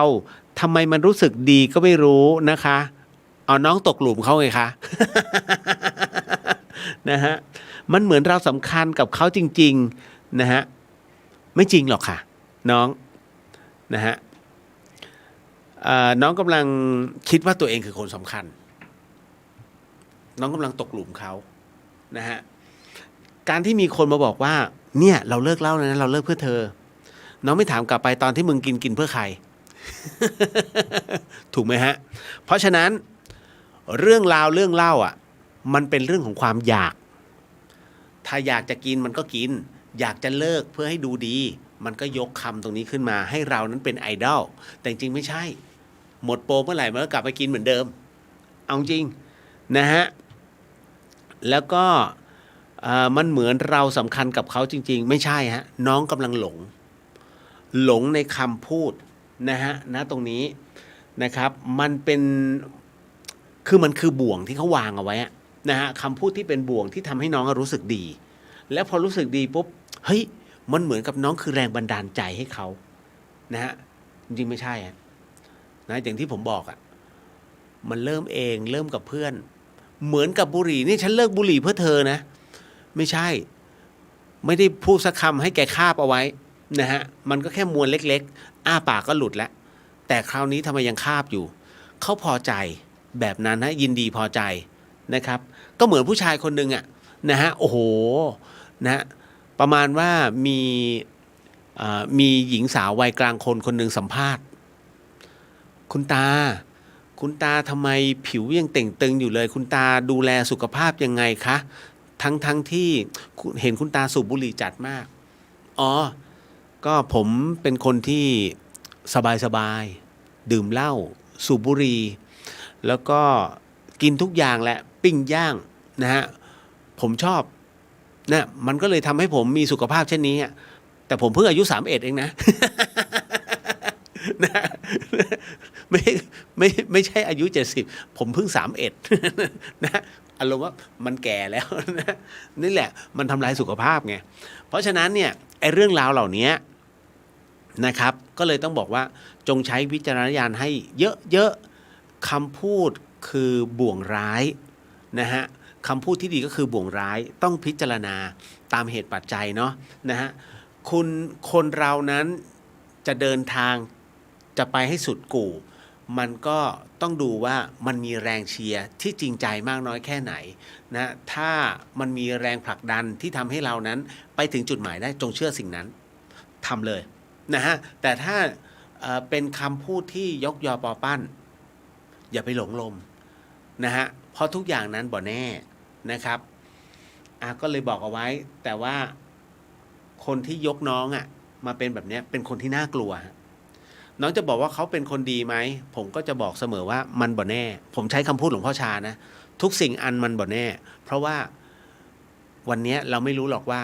เขาคิดกับเรายังไงแต่วันหนึ่งเขาอาจจะฆ่าเราก็ได้ก็เหมือนกับเหตุทุกๆวันเนี่ยที่มันเกิดขึ้นการฆ่ากันผมถามว่าเขาเคยคิดไหมว่าเขาจะฆ่ากันนะเขาเคยคิดไหมว่าเขาจะฆ่าคนรักในวันนี้ไม่ได้คิดเหมือนกันฮะแต่ด้วยโทสะมันจะเกิดการฆ่าเกิดขึ้นเห็นไหมฮะตอนนี้กลายเป็นว่าคนที่มีโทสะติดคุกคนดีตายนะฮะมันเป็นเรื่องที่แปลกมากเพราะฉะนั้นเนี่ยอยากให้ทำเข้าถึงทุกๆคนใจมันจะเย็นลงแค่นั้นเลยนะฮะน้องณภัทรมนกราบสวัสดีครับพี่เรียวกราบสวัสดีนะฮะกราบงามๆนะฮะต่อมาอย่าลืมนะฮะน้องจ๋าอย่าไปหลงคารมนะฮะว่ายกเธอเป็นที่ตั้งจริงๆไม่ใช่น้องไม่ได้เป็นสารณะใครนะฮะบอกก่อนเลยฮะคนทุกคนเป็นตัวของตัวเองเรื่องนี้สำคัญเกิดขึ้นทั่วประเทศกรณีพระท่านไล่ที่ชาวบ้านในช่วงนี้พี่เรียวว่าเหมาะสมหรือไม่ท่านควรจะมีเมตตากับคนอยู่อาศัยบ้างนะครับอันนี้ผมรู้แล้วว่าน้องคนที่ถามเขาอยู่แถวไหนนะฮะคุณผู้ฟังครับคุณผู้ฟังอาจจะเห็นว่าในช่วงนี้หรือว่าช่วงก่อนหน้านี้มันจะมีเรื่องคล้ายๆแบบนี้ระหว่างศรัทธาหรือว่าชาวบ้านเนี่ยกับวัดเยอะมากทะเลาะกันอย่าใช้คำว่าทะเลาะใช้คำว่าใจไปอุ้มดีกว่าทำไมจึงเป็นเช่นนั้นเพราะว่าตอนนี้วัดทุกวัดในประเทศไทยนะถูกคำสั่งจากสำนักพระพุทธศาสนาโดยกรมศาสนานะกระทรวงศึกษาธิการเนี่ยให้สำรวจพื้นที่และทรัพย์สินของวัดนะฮะเพื่อทำเป็นรายการแล้วนำส่งให้กับสำนักพุทธศาสนานะประจำพื้นที่นะฮะแล้วคราวนี้มันก็จะมีทุกพื้นที่ไปมันจะมีประเภทถูกรุกที่มันถูกล้ำที่มา แต่ไม่ใช่ล้ำในสมัยนี้ไงแต่มันถูกล้ำมาหลายสมัยแล้ว แต่คุณเน่ยเป็นเจเนอเรชันหลังๆซึ่งไม่รู้นะฮะ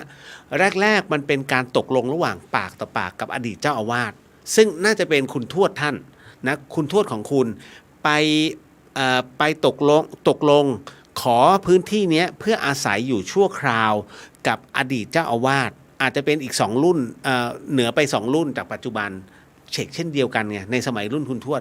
ท่านเจ้าอาวาสก็อนุญาตชั่วคราวแต่พอชั่วคราวเสร็จปุ๊บปรากฏว่าในขณะที่อยู่เจ้าอาวาสท่านลาสังขารไปรูปใหม่ขึ้นมาก็ไม่รู้เรื่องอันนี้ก็เลยเหมือนกับเป็นผลพลอยได้ในพื้นที่ตรงนั้นพอเป็นผลพลอยได้ในพื้นที่ตรงนั้นอย่างโชคช่วยก็คิดว่ามันคงจะไม่มีการอะไรมากมายเต็มที่ฉันก็โวยวายเดี๋ยววัดก็ยอมก็ถูกฮะเขาก็ทำสิ่งนั้นเรื่อยมาจนกระทั่งมาเป็นเจเนอเรชันคุณก็คิดว่าพื้นที่เนี้ยมันเป็นบ้านของฉันแต่เอาจริงๆแล้วไม่ใช่มันเป็นพื้นที่วัดนะฮะพอถึงการสำรวจเกิดขึ้นท่านก็ต้องทำตามหน้าที่เพราะถ้าไม่ทำตามหน้าที่ท่านก็ผิดหมายถึงว่าท่านเจ้าอาวาสก็ผิดเพราะท่านก็คือเป็นเจ้าพนักงานโดยปริยายอยู่แล้วเจ้าอาวาสเนี่ยนะฮะการที่ต้องสำรวจแบบนั้นเนี่ยไม่ใช่ว่าท่านจะชอบใจท่านก็กลืนไม่เข้าคายไม่ออกเพราะท่านรู้อยู่แล้วว่าเมื่อไปถึงตรงนั้นต้องกระทบกับชาวบ้าน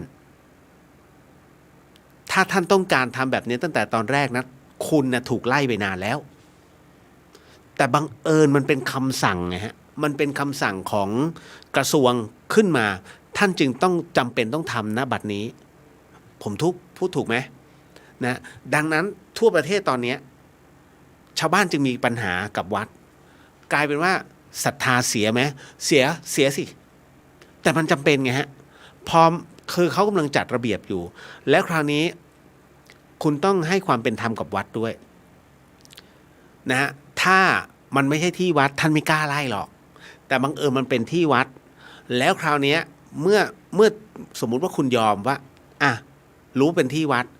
คราวนี้มันถูกบันทึกลงไปในทรัพย์สินซึ่งส่งไปที่กระทรวงหลวงพ่อทั้งหมดทั้งมวลเนี่ยซึ่งเป็นเจ้าอาวาสเนี่ยท่านมีเมตตาธรรมอยู่แล้วคราวนี้เป็นส่วนของวัดที่ต้องตัดสินใจจะไล่ถาวรหรือเรียกมาเจรจาว่าเป็นค่าเช่าไหมนะฮะไม่ได้ไล่หรอกแต่โยมก็อยู่ตรงนั้นแหละเพียงแต่มันอาจจะต้องใช้ไม้แข็งเพื่อที่จะต้องทำบันทึกเพราะไม่งั้นหลวงพ่อท่านก็ซวยมันจะเป็นอย่างนี้นะฮะทั่วประเทศตอนนี้เลยจะโทษวัดไม่ได้ต่อให้คุณขึ้นป้ายประท้วงนะฮะที่มาที่ไปก็โทษท่านไม่ได้เพราะเป็นคำสั่งนะฮะเพียงแต่รอทั้งหมดทั้งมวลเสร็จเนี่ยเดี๋ยวท่านจะเรียกมาคุยเองแหละก็อยู่ไปเถอะเพียงแค่ตรงนี้ต้องการจัดระเบียบวัดฝ่ายหินก็เพียบชาวบ้านเนี่ยก็มาอยู่นะตรงเนี้ยบริเวณวัดฝ่ายหินเป็นพื้นที่วัดหมดนะทั้งที่หลวงพ่อท่านก็รู้นะว่ามีการขายสิทธิ์ต่อพื้นที่วัดนะให้เงินค่าเช่าปีละ500บางทีพระขอขึ้นอีก100ได้ไหมโอ้โหประท้วงแต่ลืมไปไอ้600เนี่ยคุณใช้วันเดียวก็หมดแล้วแต่พอวัดจะขอขึ้นปีละ600ประท้วงแล้วมีการขายสิทธิ์เกิดขึ้นพอขายสิทธิ์เกิดขึ้นเนี่ยมันจึงกลายเป็นเรื่องราวปีละ250อุ้ยตายแล้ววัดฝ่ายหินฮะพระอาจารย์บอกว่าปีละ250ขึ้นมาเป็น300ประท้วงฮะเนี่ยฮะโอ้เก็บขยะเดือนละ300แต่ขึ้นที่ปีละโอ้อนาถมากแต่ก็ท่านก็ยอมฮะเพราะว่าศรัทธาเดือดร้อนเห็นไหมแต่ว่านั่นคือการทำทรัพย์สิน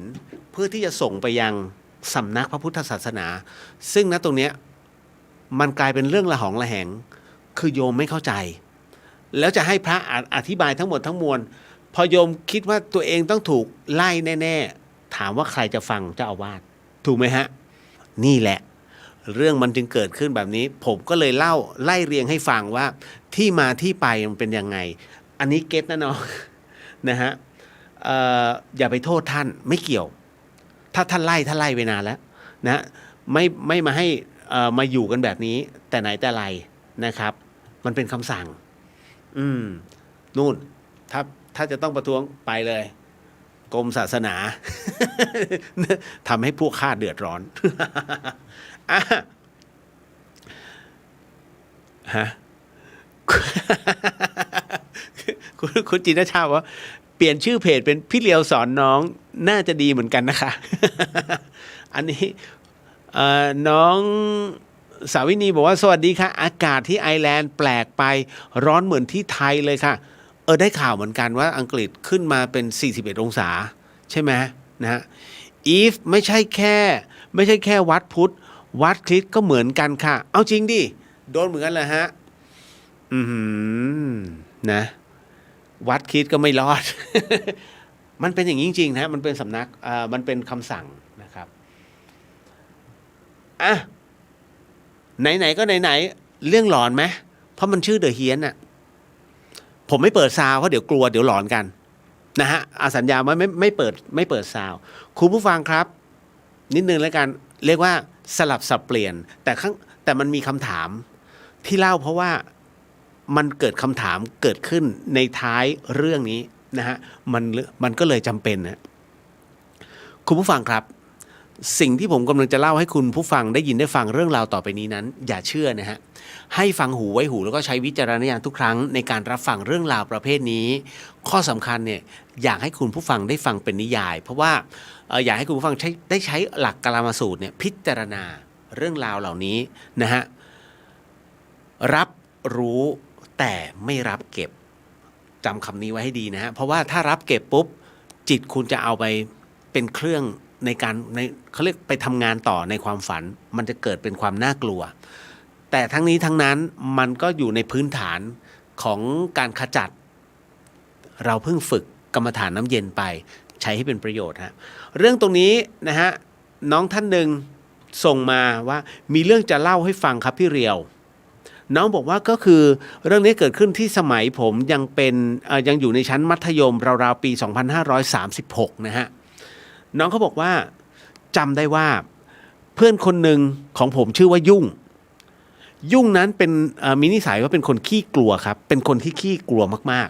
ๆแล้วคราวนี้มันก็เข้ามาสู่ในช่วงของการเข้าค่าย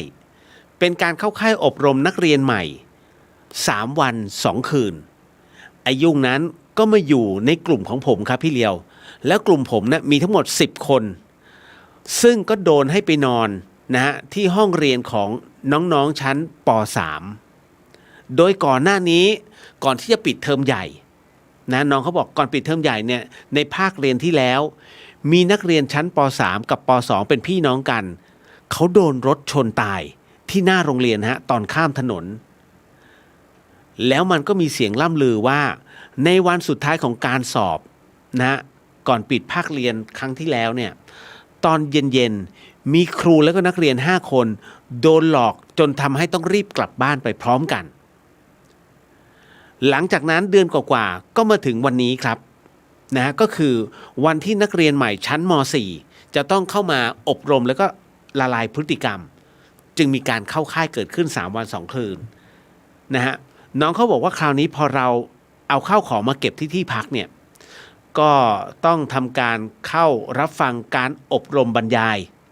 แล้วก็เป็นการแนะนำตัวกันภายในกลุ่มนะฮะจากนั้นก็ตามด้วยกิจกรรมกลุ่มใหญ่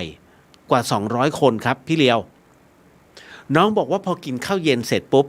ก็เป็นกิจกรรมเล็กๆก่อนที่จะแยกย้ายกันไปปรากฏว่าก็ดันมีเพื่อนคนหนึ่งเนี่ยที่เข้ามาอยู่ในกลุ่มของเราเนี่ยมันก็พูดขึ้นมาว่าเฮ้ยมึงจำเรื่องป.3 ที่ตายได้เปล่าเนี่ยกลุ่มเราอะมันนอนตรงนี้เลยนะ คือมันไปปลุกความน่ากลัวเกิดขึ้นทั้งที่เขาลืมไปแล้วเพราะเพิ่งเลิกทำกิจกรรมพูดจบเท่านั้นแหละฮะพี่เลียวไอ้ยุ่งเนี่ยสติแตกเลยแสดงอาการเกิดขึ้นมาทันทีผมเดินไปที่พักเนี่ย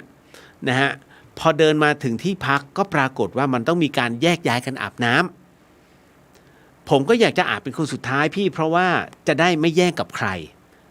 ก็ปรากฏว่าก็เลยชวนไอ้ยุ่งด้วยไอ้ยุ่งก็เลยโอเคตกลงตามนั้นคราวนี้ฮะพอเข้าสู่ในช่วงตอนอาบน้ำต่างคนต่างก็อาบคนละห้องปรากฏว่าโรงเรียนนั้นเขาปิดไฟครับพ พอปิดไฟคราวนี้ไอ้ยุ่งตกใจฮะตกใจใหญ่เลย วิ่งออกมานอกห้องน้ำทั้งแก้ผ้าพอดีกับว่ามีเพื่อนอีกคนหนึ่งอยู่ตรงนั้นเขาก็ฉายไฟให้จนผมและไอ้ยุ่งนั้นอาบน้ำเสร็จนะฮะแล้วจากนั้นผมก็หยิบไฟฉายของผมนะที่เตรียมมาด้วยนั้นเนี่ยเอามาฉายก่อนจะหันไปขอบคุณเพื่อนคนนั้นแต่คราวนี้ครับไอ้ยุ่งนั้นมันก็หันไปเพื่อจะไปบอกนะประมาณว่ากำลังจะพูดขอบคุณนะแต่เมื่อหันไปนั้นเขาหายไปแล้วครับเขาหายไปแบบไม่มีที่มาที่ไปเพราะว่าถ้าจะต้องเดินออกมาเนี่ยต้องออกมาทางผมแต่อันนี้เขาอยู่ด้านหลังพอหันกลับไปเนี่ยเฮ้ยมันแปลกๆฮะผมก็มันชักแปลกๆก็เลยรีบเดินส่วนไอ้ยุ่งไม่ต้องบอกนะฮะว่ามันมีอาการแบบไหนมันก็เดินกอดแขนผมนะฮะลุกลี้ลุกลนเรียกว่ามองซ้ายมองขวามองไปหมดเลยฮะมันบอกไม่ไหวว่าไม่ไหวอยากกลับบ้านอยากกลับบ้านนะฮะแล้วจากนั้นฮะเราก็แต่งตัวเสร็จนะยุ่งมันก็บ่นอยากให้พ่อมารับอยากให้พ่อมารับคือมันก็จะของมันก็เลยคือเดินออกมาข้างนอกกันน้องโบ๊ทเดินออกมาข้างนอกเนี่ยปรากฏว่าตรงนั้นมันมีตู้โทรศัพท์ของโรงเรียนมันก็เลยขอเงินบาทของผมเนี่ยเพื่อไปหยอดตู้โทรศัพท์สาธารณะนะฮะซึ่งทั้งโรงเรียนเนี่ยน้องบอกมีอยู่2ตู้ด้วยกันนะฮะ1ตู้อยู่หน้าโรงเรียน2อีกไอ้ตู้ที่2เนี่ยก็คืออยู่ตรงบริเวณของอาคารเรียนชั้นป.3 ปรากฏว่ามันก็เข้าตู้โทรศัพท์แล้วก็โทรเลยฮะหยอดเหรียญไปแล้วก็โทรบอกพ่อพอพ่อรับปุ๊บมันก็บอกเลยฮะให้มารับเลยให้มารับเลยมันกลัวผีมากๆแล้วพรุ่งนี้เนี่ยค่อยมาใหม่แต่เช้านะฮะพอมันออกมาเสร็จปุ๊บผมก็เลยบอกว่างั้นมึงรอที่นี่ขอโทรบ้างผมก็เลยหยิบเหรียญขึ้นมาจะโทรบ้างฮะก็เลยยกหูโทรศัพท์ขึ้นแล้วก็หยอดเหรียญในตู้ปรากฏว่าหยอดเท่าไหร่เหรียญก็ลงมาแล้วก็เงียบไปนะฮะคราวนี้พอหยอดลงไปเสร็จปุ๊บเนี่ยมันไม่ลงมาแล้วแสดงว่าติดก็ยกหูโทรศัพท์ฟังอยู่มันเงียบนะมันเงียบมันไม่มีเสียงอะไรเลยฮะหยอดกี่ครั้งก็เป็นแบบนั้นนะฮะจึงวางสายวางหูลงแล้วน้องเขาบอกว่าผมก็เลยลองมองดูว่ามันมีปัญหาหรือเปล่าสายโทรศัพท์ปรากฏว่าพี่เลียวครับภาพที่ผมเห็นเบื้องหน้าก็คือสายโทรศัพท์มันไม่มีฮะผมก็เฮ้ยแล้วเมื่อกี้ไอ้ยุ่งมันโทรได้ยังไงวะผมก็เริ่มแปลกๆแล้วฮะปรากฏว่า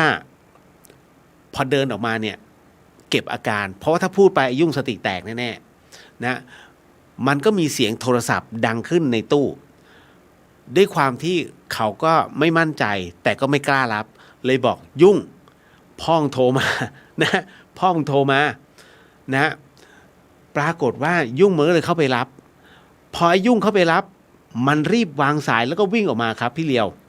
แล้วมันบอกว่าเฮ้ยมันมีเสียงหัวเราะแล้วมันบอกว่าช่วยเล่นกับกูหน่อยแล้วมันก็หัวเราะต่อสุดท้ายเรา2คนรีบวิ่งเลยฮะแต่เราวิ่งไปหาครูพี่เลี้ยงกันนะครับนะแล้วเราก็เล่าเรื่องตรงนี้ให้ครูพี่เลี้ยงฟังครูก็เลยเรียกมานอนรวมกันกับเพื่อนของเราแล้วก็นำสวดมนต์ครับพี่เลียวพอคราวนี้ครูก็เลยสลับเวรกันอยู่เพื่อเฝ้าพวกเราวันรุ่งขึ้นผอ.นั้นรับรู้จึงสั่งย้ายที่นอนทั้งหมดที่นอนอยู่ในชั้นป.3 หมดทุกห้องครับเรื่องมันก็มีเท่านี้คำถามก็คือจริงๆแล้วเนี่ยผมอยากจะถามว่าโรงเรียนควรจะทำอย่างไรครับพี่จึงจะไม่มีผีนี่คือคำถามเขานะฮะคราวนี้ก็เลยต้องตอบครับว่าจะทำยังไงให้โรงเรียนไม่มีผียากครับคำว่าโรงนะฮะโรงศพใส่ร่างผีโรงเรียนนะฮะก็คือเป็นที่ที่ทุกคนไปเรียนในขณะที่เรียนมันก็มีเหตุบ้างนะฮะโรงพยาบาลไม่ต้องบอกนะฮะแน่นอนที่สุดมันมีอยู่แล้วถูกไหมฮะเพราะฉะนั้นทุกโรงเนี่ยมันมีหมด นะครับ คราวนี้ฮะด้วยแบบนี้ในกรณีแบบนี้ถ้าจะให้ไม่มีต้องทำบุญโรงเรียนเลยนะฮะมันมีอีกเรื่องนะฮะเอาเป็นว่าในสถานที่สำคัญของจังหวัดเชียงใหม่นะฮะที่นี่สัพพวิญญาณไม่เคยออกไปไหนเลยฮะเรื่องนี้เป็นเรื่องที่พระอาจารย์ภาสกรอดีตผู้อำนวยการธรรมศาสตร์มหาวิทยาลัยเชียงใหม่นะถูกนิมนต์ไปเทศน์แล้วผมต้องไปเป็นเพื่อนท่านแล้วคราวนี้ผู้ดูแลสถานที่แห่งนั้นผมไม่บอกว่าที่ไหนนะครับมาบอกว่าพระอาจารย์ครับก็ยังไงช่วยเทศน์เพื่อปลดปล่อยหน่อยเพราะว่าที่นี่มันแรงนะเพราะว่าผู้ที่เสียชีวิตนะที่ตรงนี้เขาไม่เคยได้รับบุญเลยก็เลยถามไปฮะพระอาจารย์ภาสกรเลยถามทำไมเหรอโยมเพราะอะไรที่นี่ไม่มีทำบุญเฮ้ยจริงเหรอ ไม่มีทำบุญนะฮะท่านจึงได้จัดให้มีการนิมนต์พระนักเทศน์เนี่ยขึ้นไปเทศน์ประจำทุกปีเพื่อที่นำอานิสงส์ผลบุญนี้มอบให้สัพพวิญญาณที่ดูแลสถานที่ตรงนั้นน่ะใช้คำว่าดูแลจริงๆนะฮะเพราะว่าผู้ที่อยู่ณสถานที่นั้นต้องมอบกายถวายชีวิตไว้เลยเป็นเรื่องจริงที่มันเกิดขึ้นฮะไม่พูดนะสถานที่นั้นคือที่ไหนนะฮะถ้าอยากรู้อินบ็อกซ์ได้ แต่ไม่สมควรนะ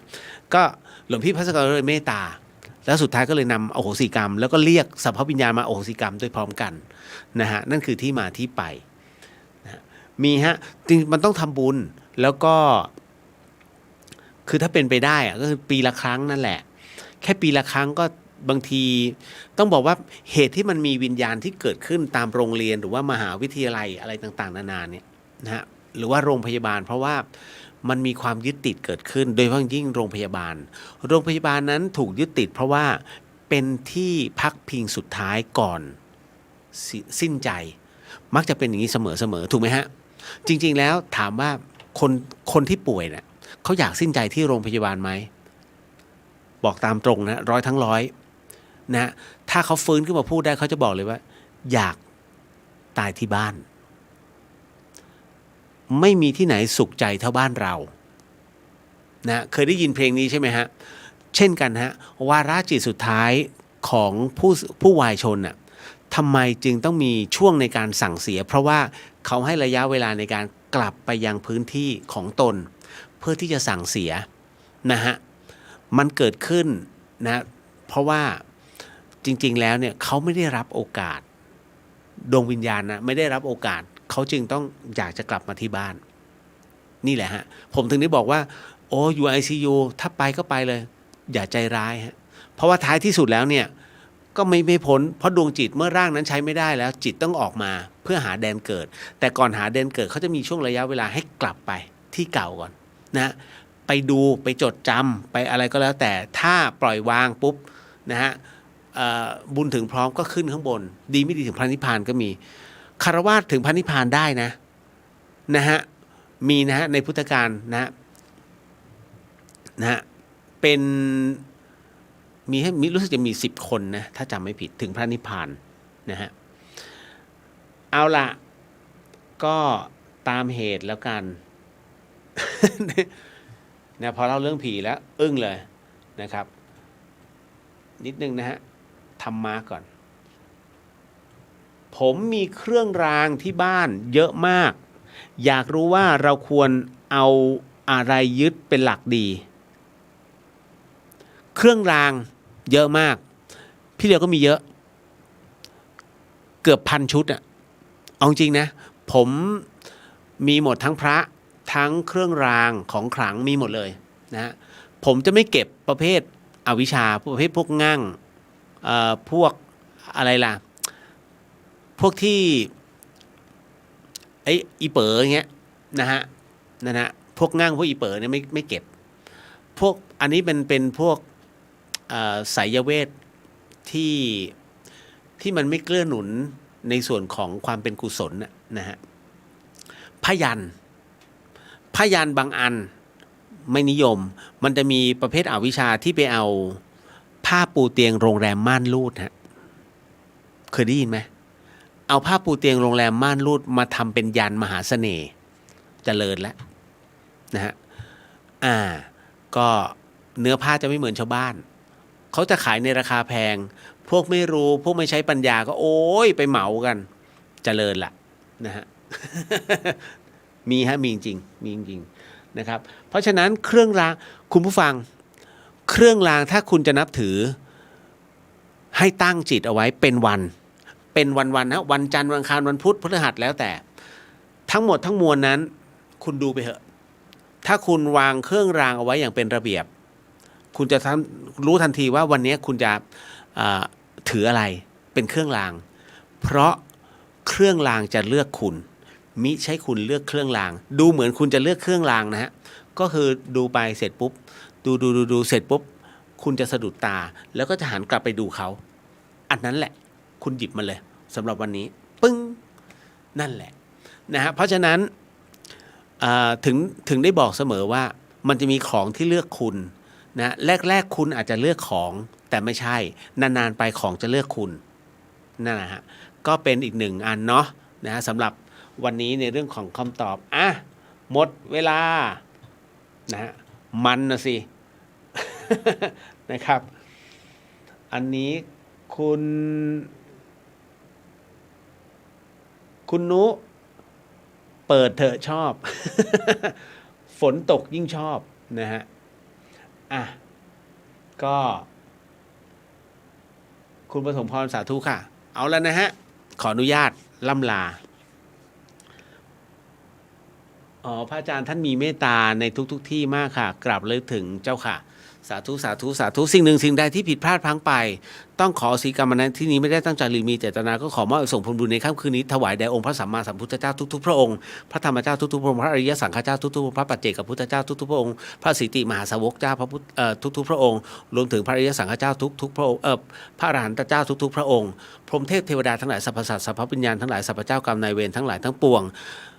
ครูบาอาจารย์ทั้งหลายรวมไปถึงในส่วนของเจ้ากรรมนายเวรของข้าพเจ้ารวมถึงของคุณผู้ฟังทั้งหมดทั้งมวลนั้นก็ขอให้ได้รับอานิสงส์ผลบุญในค่ำคืนนี้ด้วยเช่นกันขอมอบอานิสงส์ผลบุญในค่ำคืนนี้ถวายแด่พระอาจารย์ภาสกรภูริวัฒโนขอมอบอานิสงส์ผลบุญในค่ำคืนนี้จงถึงแด่คุณผู้ฟังที่ฟัง FM 104.50 เมกะเฮิรตซ์จังหวัดเชียงใหม่แล้วก็จังหวัดใกล้เคียงขอมอบอานิสงส์ผลบุญในค่ำคืนนี้ให้กับคุณผู้ฟังที่ฟังในช่อง YouTube ของวัดฝายหินแล้วก็ Facebook ของวัดฝายหิน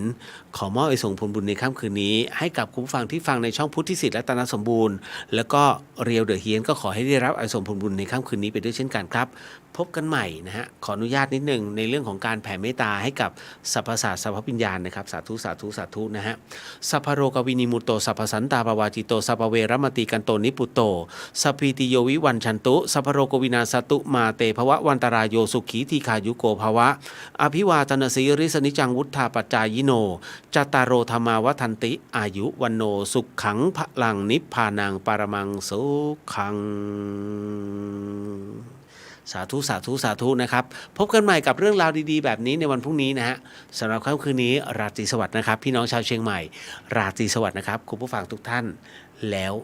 เจอกันครับบ๊ายบาย นะฮะ